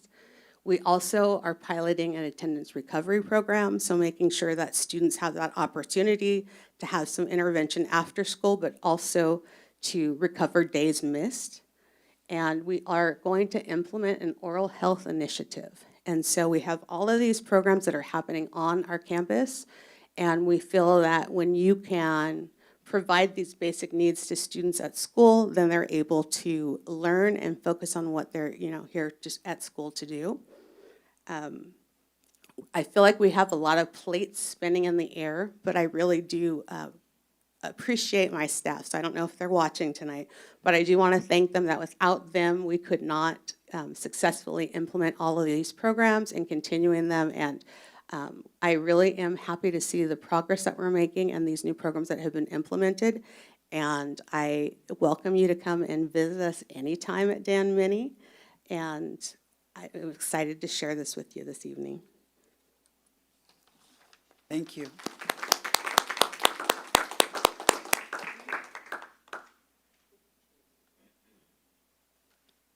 Vice President Amboy? Again, I just want to relay that you're doing a tremendous job, and you can see the improvement with the kids. I do also love to see the improvement that we're basing the 5th grade goals that they definitely raised the bar, and that you're using them as a guiding light for the other classes, and I think using that as it's definitely a success. So again, I appreciate that. Thank you. Thank you. Dr. Young? For your presentation. Your growth is really good. We have had some very strong growth in certain grade levels. So we are really trying to replicate what they're doing across the board. And what do you attest that to?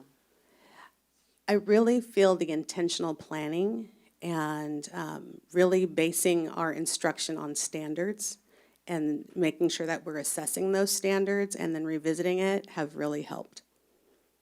Keep the good work up. Thank you. Trustee Arbab? Good evening.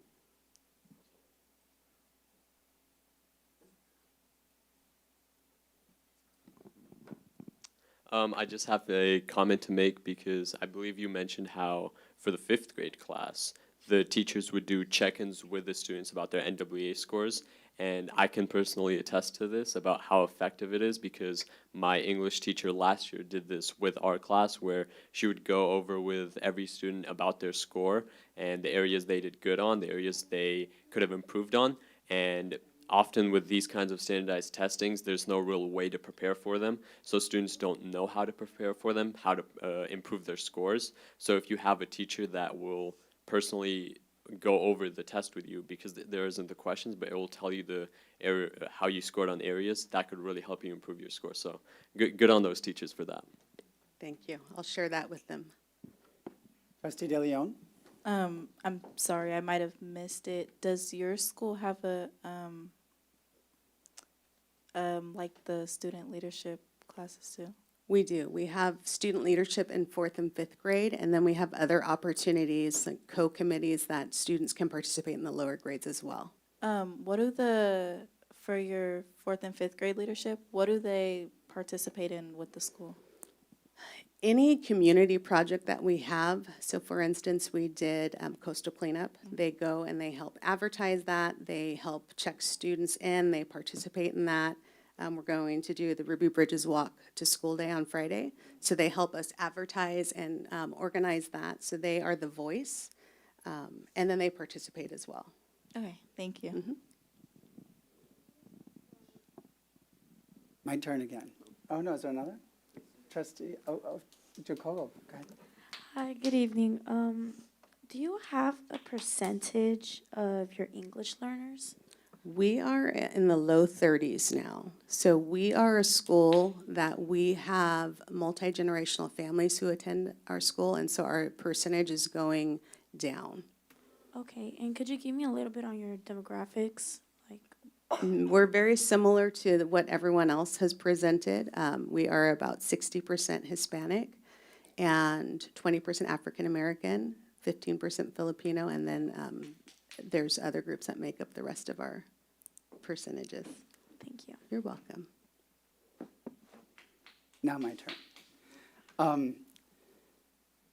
I loved that you talked about with the LPAC that you even are having students take it with their own teacher because their comfort level is better with their own teacher. And that having staff look at the LPAC to see, my students really do know this, why are they not being successful at it? So having the educators know the LPAC or know what's expected of their EL learners, I think that's powerful right there with backwards planning. Yes, and I think them seeing the assessment, they were shocked. They're like, why are our kids not passing this? And it felt like we were trying to just get the assessment done because we had outside testers coming in. And so when the teachers give it to them, it's more genuine. And I think students want to perform better and more time is given. Very powerful. And that shows in your EL growth. It's wonderful. I'm very proud to see those numbers and that growth. Biggest thing for me, I think you heard earlier, is just making sure those level 3s don't get stuck and that they get reclassified. And it sounds like you have a plan and your staff has a plan to make sure that doesn't happen. I also really like the data chats with students, how you empower them, similar to the leader in me, how students know what's expected and where they're at and where they need to go. Your fifth grade, as was mentioned, that was very powerful to see what are they doing as a collective group and how are they getting those results and sharing with others to collaborate. That was wonderful to see that as well. The second chance breakfast, when students are hungry, that's incredible to make sure, because mornings are so hectic in every household just to get to school, that usually you're eating a granola bar on the run or a Pop-Tart, something, banana in the car, something you have on the run. To actually have, you probably might miss breakfast, but to have that second chance breakfast at their first recess, to actually have food so their brain can learn, I love that you're taking that on as a school. Thank you. And one thing I noticed is that our upper grades are eating more now. So prior to this, maybe at lunch they wouldn't eat at all, and so they would go the whole day without eating. But I'm seeing at our 4th and 5th grade recess, the tables are full and more are participating. So at least they're eating at some point in the day. Very nice, all your growth, and I have to say personally, just from knowing you, I don't even want to say how many years, but teaching together, and we talked about board math earlier. I think we were doing board math together. We were. We were doing board math together, and a blue ribbon school together. But you went on to reading intervention, vice principal, principal, and then I told her to come here to Vallejo, and I was just so proud of you, seeing your growth and over the years, and to be a Vallejo, to live here, work here, and just so proud of you. Keep Thank doing the you. great things. Thank you. Is that it?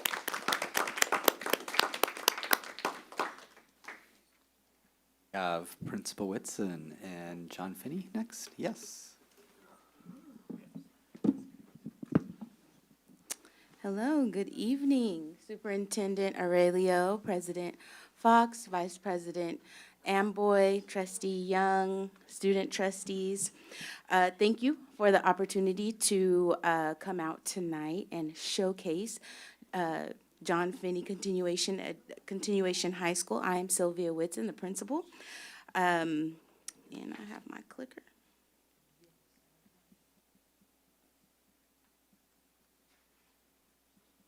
Uh-oh.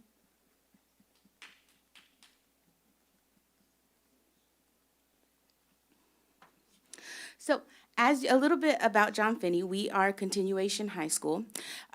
We have about 175 students that need credit recovery, that are deficient in credits, come to us. The criteria is that students are 16 years or older. We have, again, about 175 students, about 12 teachers, and we have a very school within a school feel, very small school environment, so that we are able to build relationships with students, know students by name, know students by their family members, grandparents. We are very big on building relationships with students. That is our mantra. That is foundational for John Finney Continuation High School. As you can see in front of you, this is a graph that outlines our graduation rate for the last few years. As you can see, John Finney started to exit program improvement starting in 2023. Looking at our graduation rate for the last 3 years, we have stayed about 80%. Our graduation rate has been about 80%. As you all know, we were in program improvement status. So we were in CSI status. And that was, just like the receivership for the district, it was a cloud over our heads. So we really put some strategies in place to exit CSI status. As you can see, we've had 3 continuous years of growth in terms of our graduation rate. So I'm very happy to say that this is the very first full year that we are completely out of CSI status. So how were we able to do that? One of the things that we have implemented is our student support hour. So John Finney students have a modified day, so their school day they're released a little bit before the comprehensive high schools. What we put in place is that any student at progress report that have a D- or F have mandatory student support. They stay with the teachers in which the class that they're not doing well, and they are able to get one-on-one support from those teachers. So that has been, parents have received our mandatory student support hour very well, and we have been able to help students get back on track and get back on track in terms of credit sufficiency. And that's one way we've been able to, again, produce more graduates. Another part of our exit strategy is planning.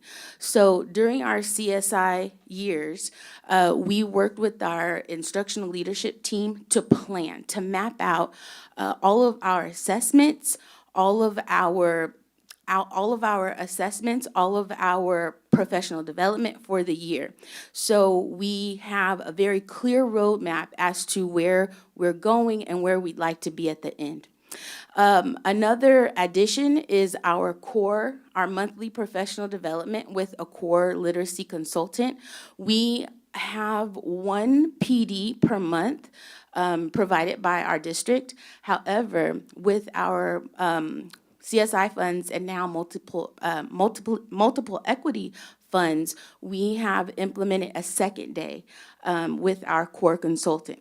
In that time, the core consultant, we have uninterrupted time with the teachers so that teachers can plan standards-based lessons and also focus on our student talk strategies and our DOK strategies. Those are the three core focus.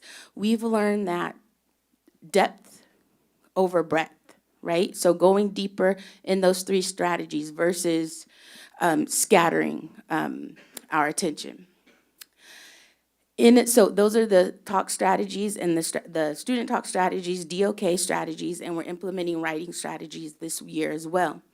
In addition to those strategies, we're also looking at improving our CASP data. We have juniors and seniors, only our juniors test. So we are making sure that we track juniors when they come in, and we're looking at fluency. What we realized from the NWEA scores was that the Lexile levels were very low. And in high school, what is the remedy? We've decided to focus on phonics. To build, as my elementary peers stated, it's very important to build those literacy skills. May be questionable to focus on phonics in high school. However, we have implemented the SIPS Challenge program in which students now will have an opportunity to work with our curriculum support teacher in very, very small groups to improve those reading skills, to improve the fluency skills. So we're very excited about that. Areas of focus. So definitely, due to the increase in our graduation rate, over 3 consecutive years, we've been able to exit CSI status. And of course, this is a major accomplishment, but we need to maintain our graduation rate after exiting, right? So we have to continue with those strategies, not take our foot off of the gas, and continue with that laser-like focus that we've had in those strategies. Attendance, we'll look at attendance in the next slide. Also, parent engagement and community support. We will talk to you a little bit about the community support and parent engagement piece at John Finney. Social and emotional learning is a very important part of what we do because, as we know, students come to John Finney due to obstacles, due to trauma, due to different skills that weren't in place to keep them on track in the comprehensive high school. So John Finney, our mantra is SEL, social emotional learning, making sure that every student has social emotional support and counseling in place. We have right now our mental health support person, Miss Judy Klaus, who's available 5 days a week. We have a school psychologist, Ms. Petty, who's available all week. In addition to that, we also have outside resources through the county. So we have two outside resources. In addition, what they do is they run our girls empowerment group, anger management group, as well as our young men's empowerment group. So we're making sure that every student that needs the support has the support and is in a group to get the guidance that they need.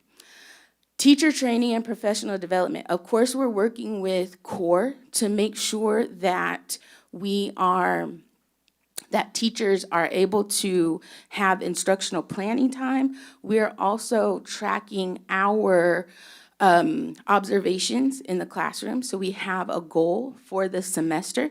We are halfway to that goal. We're right on track to be able to say that we are in the classrooms seeing what the students are seeing and making sure that quality instruction is put before our students. So we're definitely tracking that.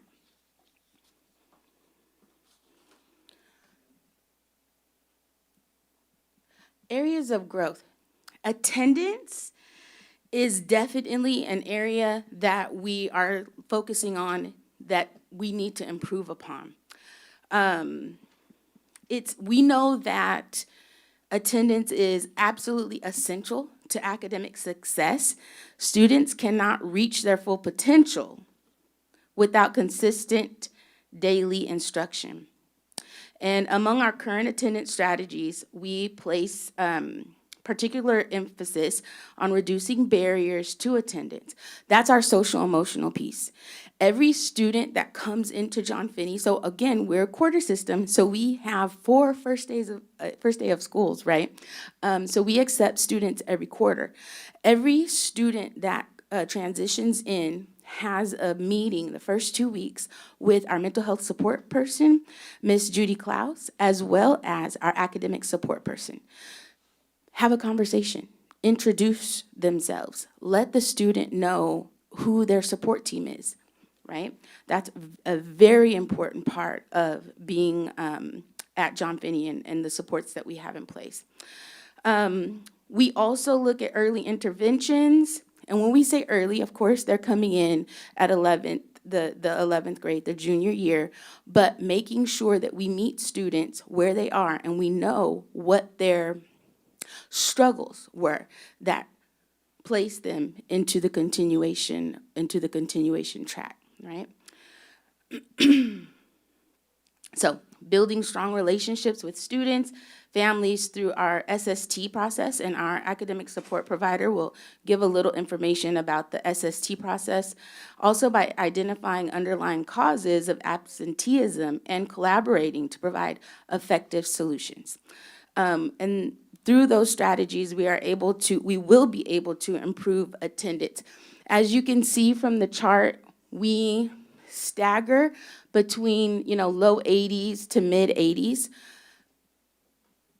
If they're not there, we cannot give them the skills that they need to be successful and to move that needle in CASP, to move that needle in every other area of academics. And so it is our goal to not just meet the district average, but exceed the district average. And that's part of our focus and our growth that needs to happen at John Finney. And we also have a CTE program. Mr. Bushnell will give you a little information about what we are able to offer at this time in terms of CTE. Good evening, I'm Mr. B. So when we look at our school dashboard, the college and career readiness is low, and we understand that. And for most of our kids, they're more interested in the career aspect of that piece. And so we have looked and tried, and we have begged and pleaded for more CTE. Right now, we do have 6 students that are participating in the CMA program.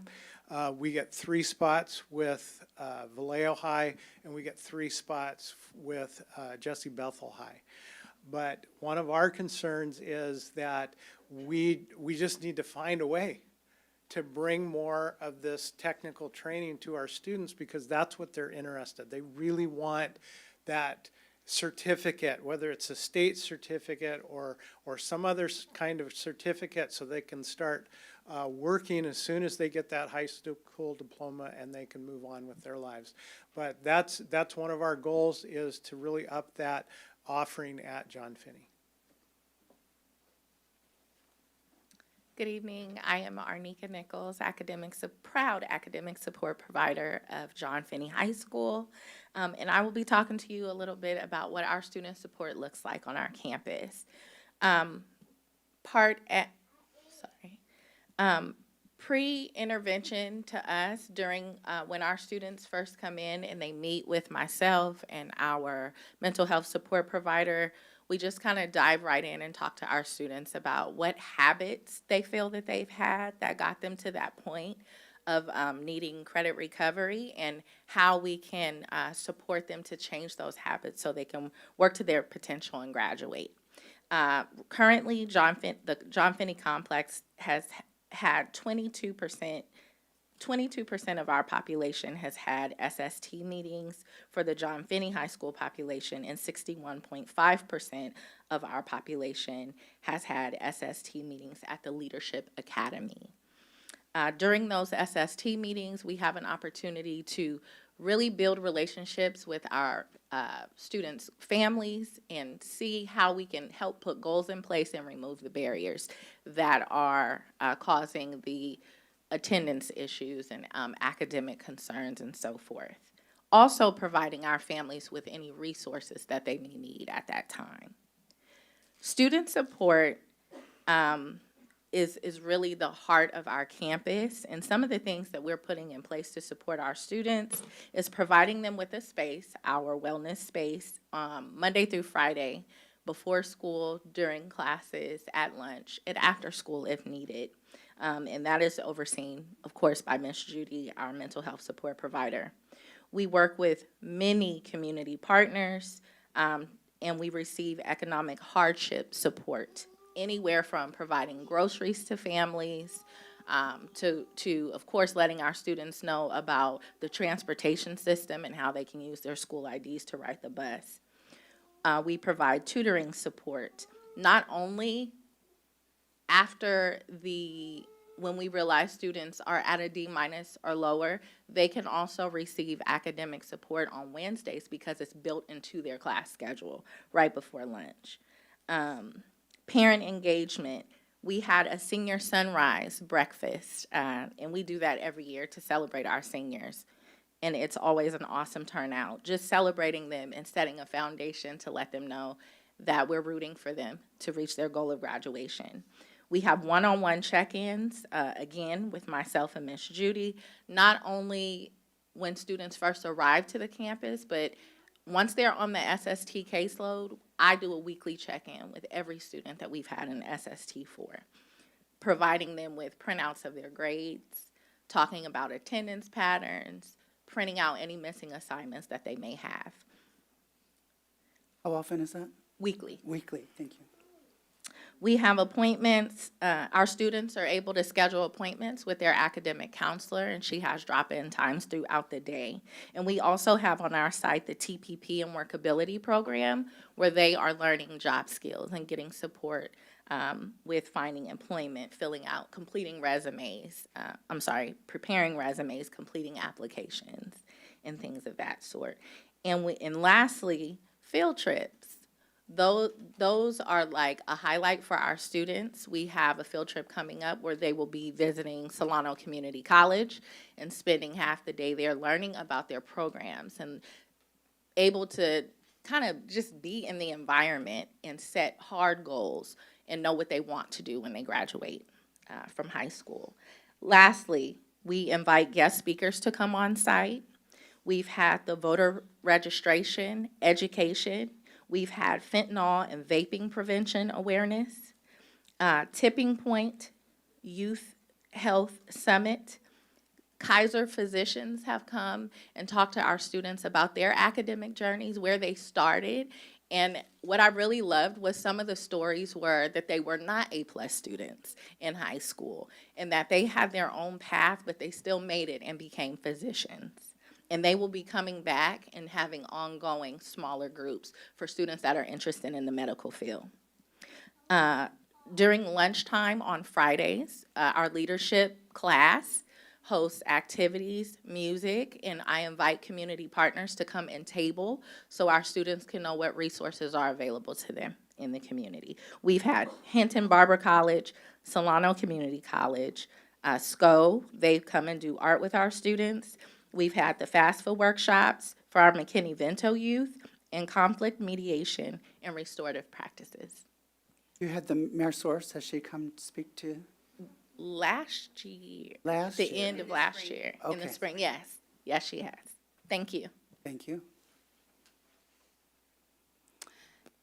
Thank you, ASP Nichols. Some of the other program highlights, we wanted you to hear from a student. Of course, we are continuously working to improve our parent and student engagement. Here to give you a little information about what we've offered thus far is one of our seniors, Kwame King.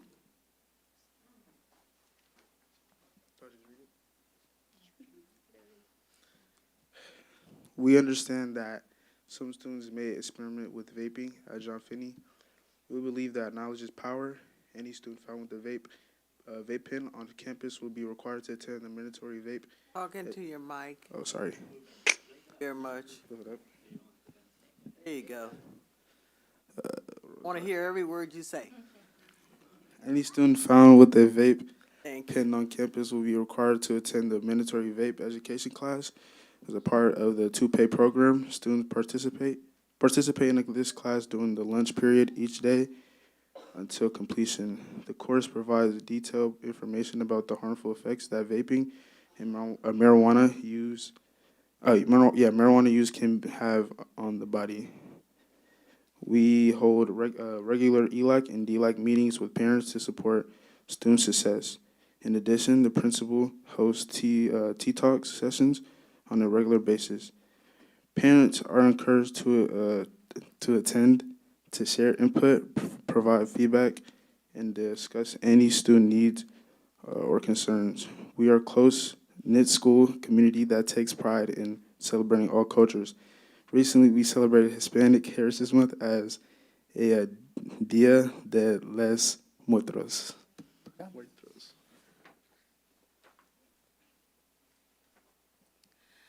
Thank you, Kwame. It is really important at John Finney. As you all know, vaping has just run through our communities and affected our teenagers in very negative ways. What we do at John Finney is we want to focus on knowledge. We need students to know what those chemicals are doing to their body. Suspending them, keeping them home, that's not going to help students understand why they should not be vaping and what it's doing what the harmful effects are. So in lieu of suspension, we've been able to input the 2-pay class, and they are participating in that class at lunch every day until the class is complete. And so our suspension rate, it has drastically decreased our suspension rate. We were at 3%. Before we started, we were able to go down to 1% last year. The year before last, I don't have the new data. I think it's released tomorrow. So that has been a very effective program. We are also partnering with our community members, Kaiser Permanente. We have a partnership with them and a mentorship program that has just started. And so Trustee DeLeon will give a little bit of information about what it is, and how it impacted the students, and how it's going.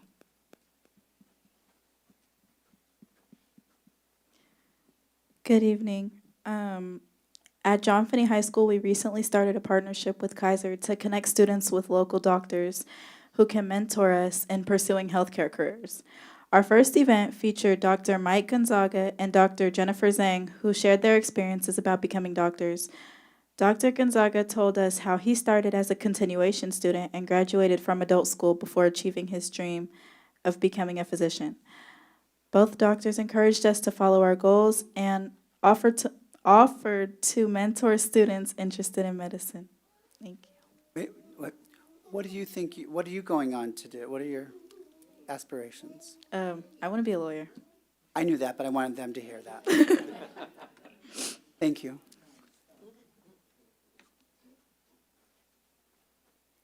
Thank you. So at John Finney, we think it's very important to make sure that we bring in community partners to give students an idea of what careers are available to them. A continuation school diploma meets the requirements of every college. It meets the requirements of every career field that a student wants to go into, just as a high school diploma from Jesse Bethel or Vallejo High. So we want to make sure that students understand that it's important to gain that diploma. Graduation is important, and that's why we're really keeping our foot on all of the strategies used to increase the graduation rate at John Finney Continuation High School. Thank you. Dr. Young? Have you ever reached out to Hinton's College? We definitely have. They have visited our site. Our ASP Nichols has coordinated different days in which they come at lunch and set up a table. They've also visited our leadership program so that our students can ask them, one-on-one questions. I'm talking about having them actively involved in an internship and a certificate program to go to their college, to go through that partnership. So, CTE. Yes, absolutely. We've definitely entertained that idea. We were planning to have barbering come in, but like Mr. Bushnell said, it hasn't moved forward yet, but we've identified a space. We have the multiplier funds, and we're looking at possibly partnering with Vallejo High School to get that in place. We actually have had that conversation with Lilibeth Mora, our college and career liaison, and so those conversations are definitely happening. It should go a little bit further than that because he graduated from Vallejo. Absolutely. So I will have a little conversation. Okay. There was another thing about the high school diploma. Yes. I always told my students, I said, they don't ask you where you went to, they ask you, do you have a diploma? So no matter where you get your diploma, it's still a diploma. Absolutely. Just get it. Absolutely. Thank you for your presentation. It was very comprehensive and enlightening. Thank you. It's gone a step beyond of what I could ever imagine. Thank you so much. Vice President Amboy? Thank you for your presentation. One of the things that I've taken away from your presentation is everything that you mentioned from the beginning of your, is exactly what we've said all along amongst ourselves. We got to keep our foot on the pedal and not accept anything less than what we definitely have to raise the bar, and it just really echo what your words have actually echoed exactly what we've been saying all along, and I just can't tell you how much it means to me, and that our students at VCUSD, our students at John Finney deserves the best, and they deserve an equitable education and all the opportunities that should be available to them. So, thank you. Absolutely. Thank you. Mr. Jacobo? Good evening. I kind of wanted to ask a similar question as I did before. Is what is your guys' English learners percentage? So we're about 30% English language learners. The year before, I don't have. Yes, I do. So this year, we reclassified about 14.5% of our English language learners. Last year, during the last year's reporting, we classified 24% of our English language learners. So some of the strategies in place for reclassification, definitely testing. So one strategy that we used was retesting students that scored below proficiency level or below the level that would qualify them for reclassification on the NWEA. So we were able to retest students in a smaller setting, and they were able to score high enough to be considered for reclassification on the NWEA test. So those are some of the strategies that we've put in place for reclassification. Thank you. And one last question. Do you guys offer any support or programs for immigrant students who may have challenged with the language, of course, or maybe even just fitting in a different atmosphere? I'm glad you asked, because right now at John Finney, we don't currently have ELD classes in place due to FTE restrictions. However, what we've done is try to leverage our bilingual tutor. So what we've done is we've grouped the ELD 1 and 2 students, and the bilingual tutor basically goes with that group to their different classes. It's easier to do at John Finney because there are maybe 1, maybe 2 teachers for each content area. So that is one way that we're able to every day support our English language learners in every class. So again, we don't have the ELD support, but we are using everything that we have we're leveraging all of our resources to make sure that our students are supported. Thank you. Dr. Young?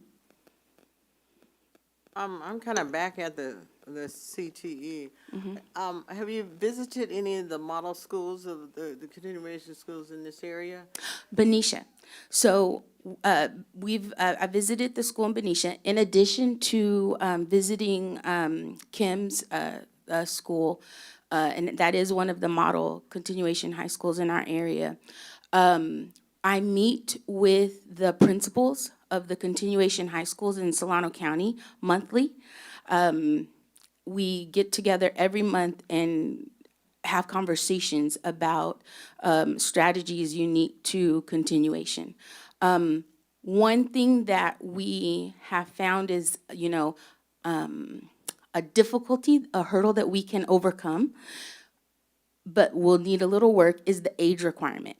So sometimes it's a little easier for the adult school to put those CTE programs in place because students need to have reached the age of 18 in some of the courses. So we found this out when we wanted to implement phlebotomy. So that was one of the drawbacks. Okay, but some of the high schools, and some of the continuation high schools across the bay have a large CTE program in their complex. So how do they get around it? Well, and again, it depends on, what type of program it is. We are very interested also in the automotive program. We don't have that CTE course on campus as of yet. However, we do have a very strong relationship with the director at Solano Community College. So what we've done is we invite him to our campus about twice a year. We gain interest or get interest from students, and then we take them to tour the program at the college. We have right now, I think, 3 students that are currently, or 3 former students that are currently enrolled in the automotive program at Solano College. In addition to that, last year, we had 2 students that started dual enrollment. So they were taking classes at Solano College before they graduated. Okay, so can't, the law, well, okay, the Ed Code says that if your program doesn't supply what they need, then they can go back to their home school and get what they need. So they have CTE programs. Oh, absolutely. I'm sorry, I wasn't clear. So the Certified Medical Assistance Program, there are 2 Certified Medical Assistance Program. One is housed at Vallejo High, the other is housed at Jesse Bethel. John Finney has spaces at both. So we have right now 6 students that are enrolled in the medical assistant program. Okay. It's not housed at Finney, it's housed at those 2 school sites, but we have made sure that our students have available transportation. And in addition to that, we also offer tutoring for those medical assistant program students, so that because again, John Finney releases it about 45 minutes earlier. So that's built-in time for those students to gain the support that they need from teachers and tutors to make sure that they are successful in the medical assistant program. Yeah, I wanted to make sure that Yes. that was equity. Yes, we do have that available. Thank you. You had so much great information, a lot of information. I'm really proud of your 3 years of growth and out of CSI. Yes. I really liked how when you're looking at your reading, you decided to do phonics. You're doing whatever the students need to be successful. And if that's phonics, then that's what you're doing. I know you mentioned Lexile level. I remember years ago we had Ruth, I forget her name, she was director of secondary ed. But Steele. anyways, Ruth Steele. And we were talking as a district, we need some way to track reading, that we need reading levels throughout from all the way up so students can associate what is your reading level. When you mentioned Lexile level, I was glad to hear, and hopefully we have ways through elementary, middle school, and high school for students to understand what is their reading level, and is that at grade level or not? Is it above, below, or where do I need to go? So I'm glad you brought up the Lexile level. I was going to ask a question, how do your students know your data? But then you talked about weekly, how you meet with them and go over all the different things. So you answered that throughout the presentation. I do want to know, what incentives do you have for attendance, though? With your 87% attendance right now, what incentives do you have at John Finney? So Or motivations? What motivations that we have right now? We have, of course, our attendance certificates that we give out every quarter. So students that had good attendance are celebrated over the loudspeaker. They come in, they receive, teenagers love food. So we, give food. During our Attendance Awareness Month, there was lunch with the principal. So weekly, students were invited to have lunch They still with like me. that? During our student attendance. Still like lunch with the principal? Oh. Wow. Pizza, burritos. Wow, Any okay. food. Okay. Any food. In addition, I really loved the idea of posting our average daily attendance for students, parents, and staff to say, hey, let's push.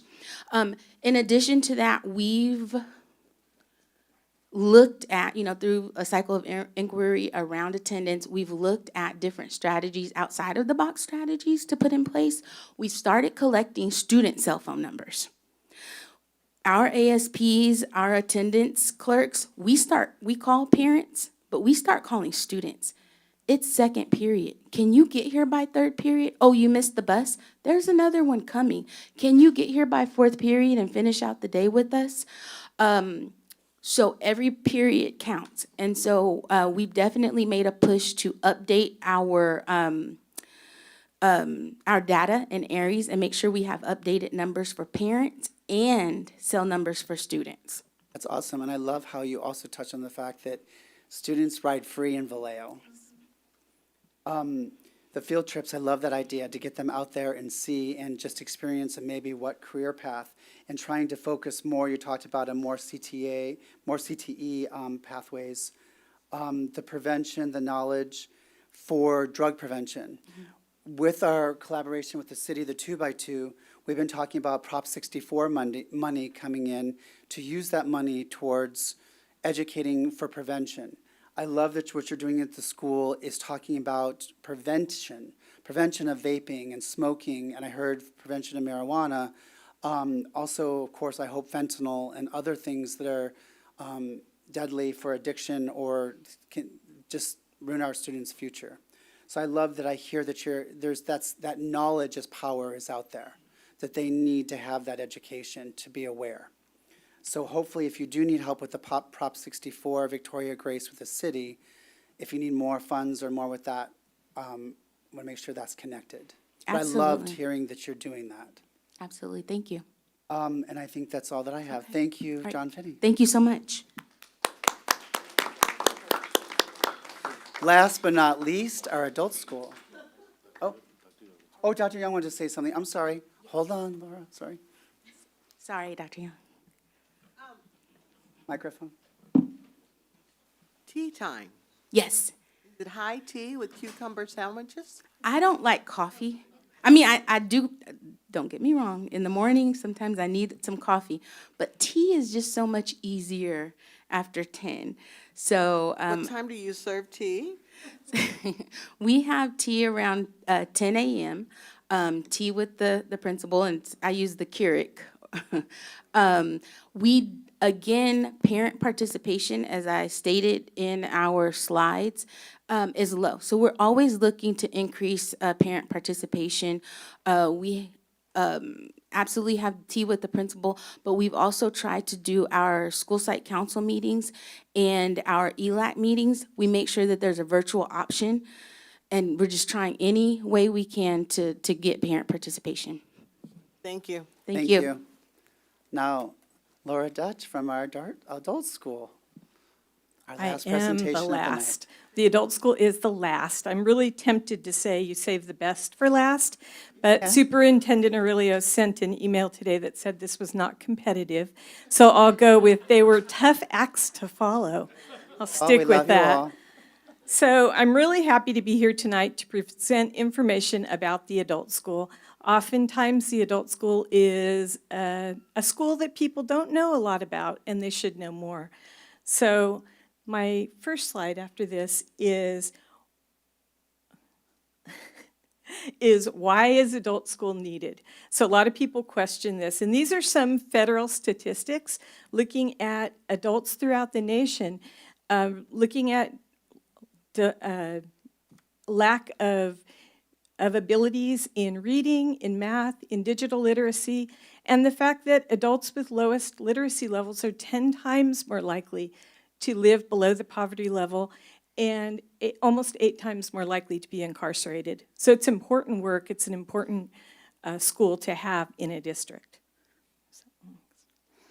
When we look at the impact of adult education, we look at the fact that having an adult equivalency, a high school equivalency, raises people's wages. The fact that I found this, the US GDP would increase $2.2 trillion, wouldn't we like that? And that's if all adults could read at least the 6th grade level. So a sad statistic. They also note that 49% of adult literacy students report a stronger home-to-school connection. So students whose parents are better educated, the students do better in school, the parents have a better connection with the schools. So it's also important in that way. And adults who participate in adult education have a lot of better outcomes, and their children do as well. So why does Vallejo need an adult school? Vallejo is a community that really needs an adult school. We are a very diverse city. We're one of the most diverse in the nation. And 26.2% of our population are born outside of the United States, and 38.5% live in a household where English is not the native language that's spoken in that household. 12.2% of adults in Vallejo do not have high school completion. So Vallejo definitely needs an adult school. So what do we do at Vallejo Adult School? We have classes for adults ages 18 and older, and our classes start at 9 in the morning, and our evening classes have an hour and a half left to go. So the evening classes end at 9:15. Our largest group of students are in our English as a Second Language program. This is 65% of our community. And let me see. Sorry about that. So the English as a Second Language classes are mainly held on campus, but one of the things that we did as we came back from COVID is we maintained some online classes for these students. With the current political climate, we felt that it was important for people to have an option if they wanted to take classes online. So we have some evening classes that are online, and we have an afternoon conversation class that's online that allows that option for students. We also have a robust citizenship preparation class, preparing students for the naturalization exam with really great results. We have an adult basic education program which provides literacy classes in math and reading. This program has many adults with disabilities, along with people who have gone through our English as a Second Language program and use ABE as a way to bridge into high school diploma or high school equivalency. We have high school diploma classes, and we use Edgenuity for part of that. If you have never been to an adult school graduation, I urge you to come. Every student there has a story. The stories are very touching, and those diplomas are hard won. So I urge you to join us for that. High school equivalency, we teach preparation classes that for both the GED and the HiSET, which are the two recognized exams in California, and we are a HiSET testing center as well. One of the things that we recognized a few years ago was that you can take the GED and the HiSET in English or Spanish, but we were only providing the preparation in English. So a few years ago, I tapped a few CAVE teachers and had them come over, and they're teaching classes in preparation in Spanish to our students, and it's been so successful. Our numbers have skyrocketed in completions, and a lot of it is due to that, so that's been very successful. Career technical education, we have several different programs that we have a digital literacy component where we have adults who are learning to improve digital literacy skills, either for themselves or for their careers. And we have construction trades, union apprenticeship classes, which are also very important in our community. And the third one is a partnership with Cal Regional, and they provide medical classes, EMT, phlebotomy, pharmacy tech, medical billing and coding, medical assistant, and those are in partnership with us. So when you look at our unduplicated enrollment by program, the blue line represents our classes, our ABE, ESL, high school equivalency, and ASC. And we've seen a steady improvement in those. And I'm really proud of that because with the current political climate, there's a fear that people are going to see their ESL students wither away, leave, and we haven't seen that. And I think it has to do with the climate at the school and the fact that there is a comfort. There's a support, and they know that we have plans in place, and they feel protected and supported there. A lot of schools in California have seen that gone down.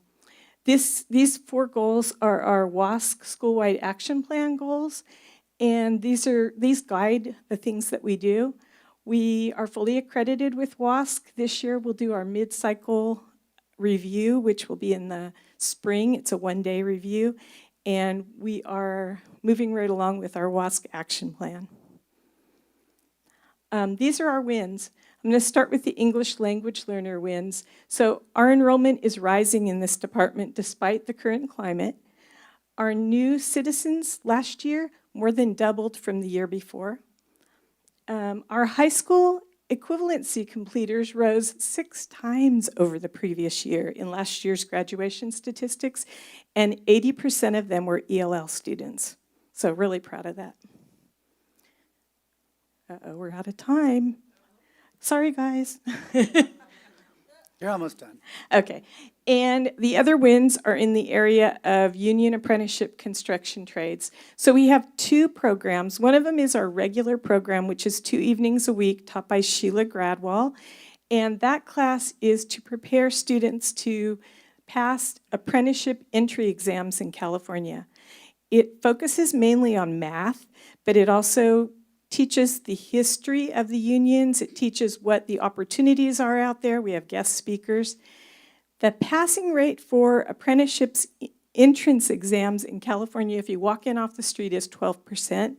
Our passing rate for our students is 72%. Nice. And we've had a huge number of students enter the trades. The other program we have, which is going on right now, is the TIP program, Trades Introduction Program. This is a registered pre-apprenticeship in California.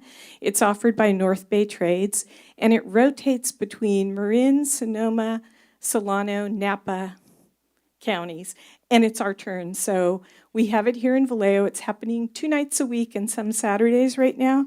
They'll be finishing up in December and graduating in January. This class, in all the 8 years they've done TIP, this class has a historic high enrollment. We have 30 seats in the class, and we had 185 people asked to join. So that was huge.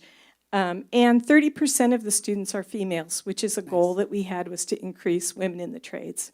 So those are 2 wins. Areas of growth. The first one would be funding. Adult school is primarily funded through state and federal funds. The majority of it is state, which is relatively stable. We are not funded by ADA, different than the K-12. But the federal funding is WIOA 2, which is very unstable this year, along with a lot of other federal funds.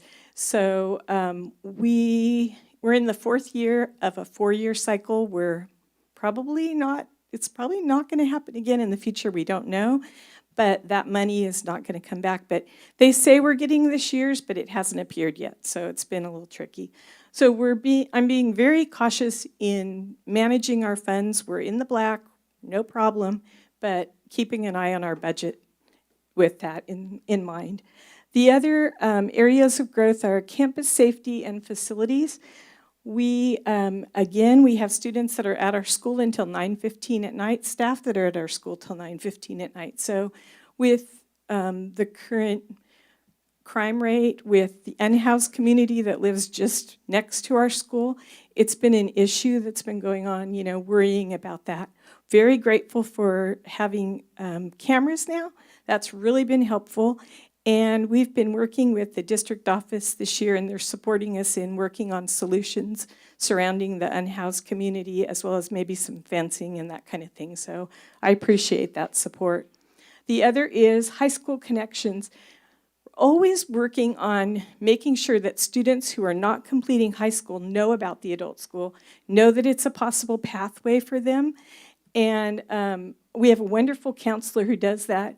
But it's sometimes hard just to get the word out and make sure those people know. And so I'm appreciative of both Roz and Heather that this year we're working on that a little bit more and trying to make sure that we're catching those students and that the high schools are working with us on that. So program highlights.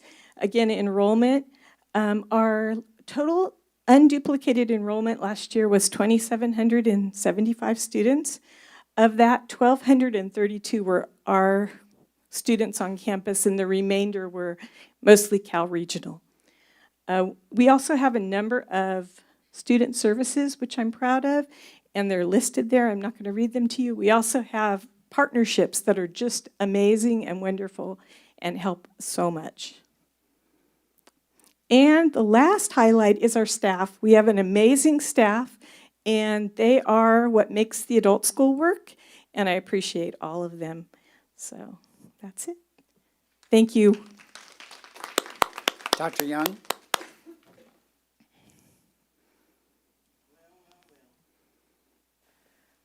I am so proud of you.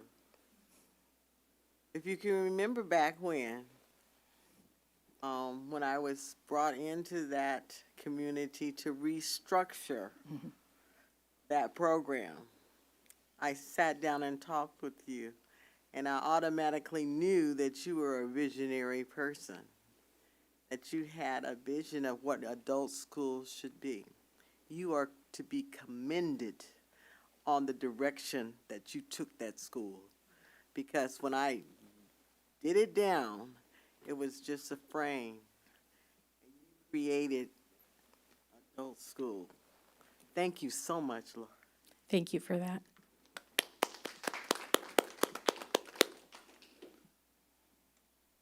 Thank you so much for your presentation. So much interesting information. And like you said, we've been to all the, well, I've been to all the graduations. And like you said, the stories are just heartwarming and the struggles that people go through to get to where they want to be. And all the things in their life, their children, their family, taking care of, or work, or just trying, but they do it, no matter what the struggles are. So hearing them is just so inspiring, and you're so proud of them. And we have a lot of teachers here that retire and then go work in the adult school. So a lot of your staff that we know. Definitely. Thank you so much. Thank you.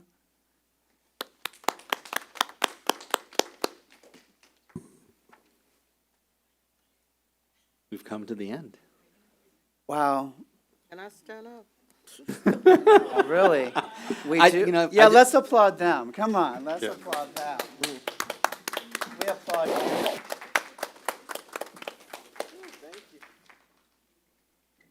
Thank you all for your positive mindset and keep pushing and pushing what Vallejo should, could, and is. And we are Vallejo, and we're going to just keep making it better and better. Again, thank you for your presentations. It was very inspiring. We want to hear what you're doing. We want to hear what you need, what's working, what's not working. And thank you also for bearing with us with the struggles from not just the federal government, but from the state. It's very hard on us with budgets coming out of state receivership, but it's also hard when we're told you're not right-sized and you need to make sure that you do this, this, and this. We have so many hard decisions that we are faced with that we have to do, and we know it's so hard on you.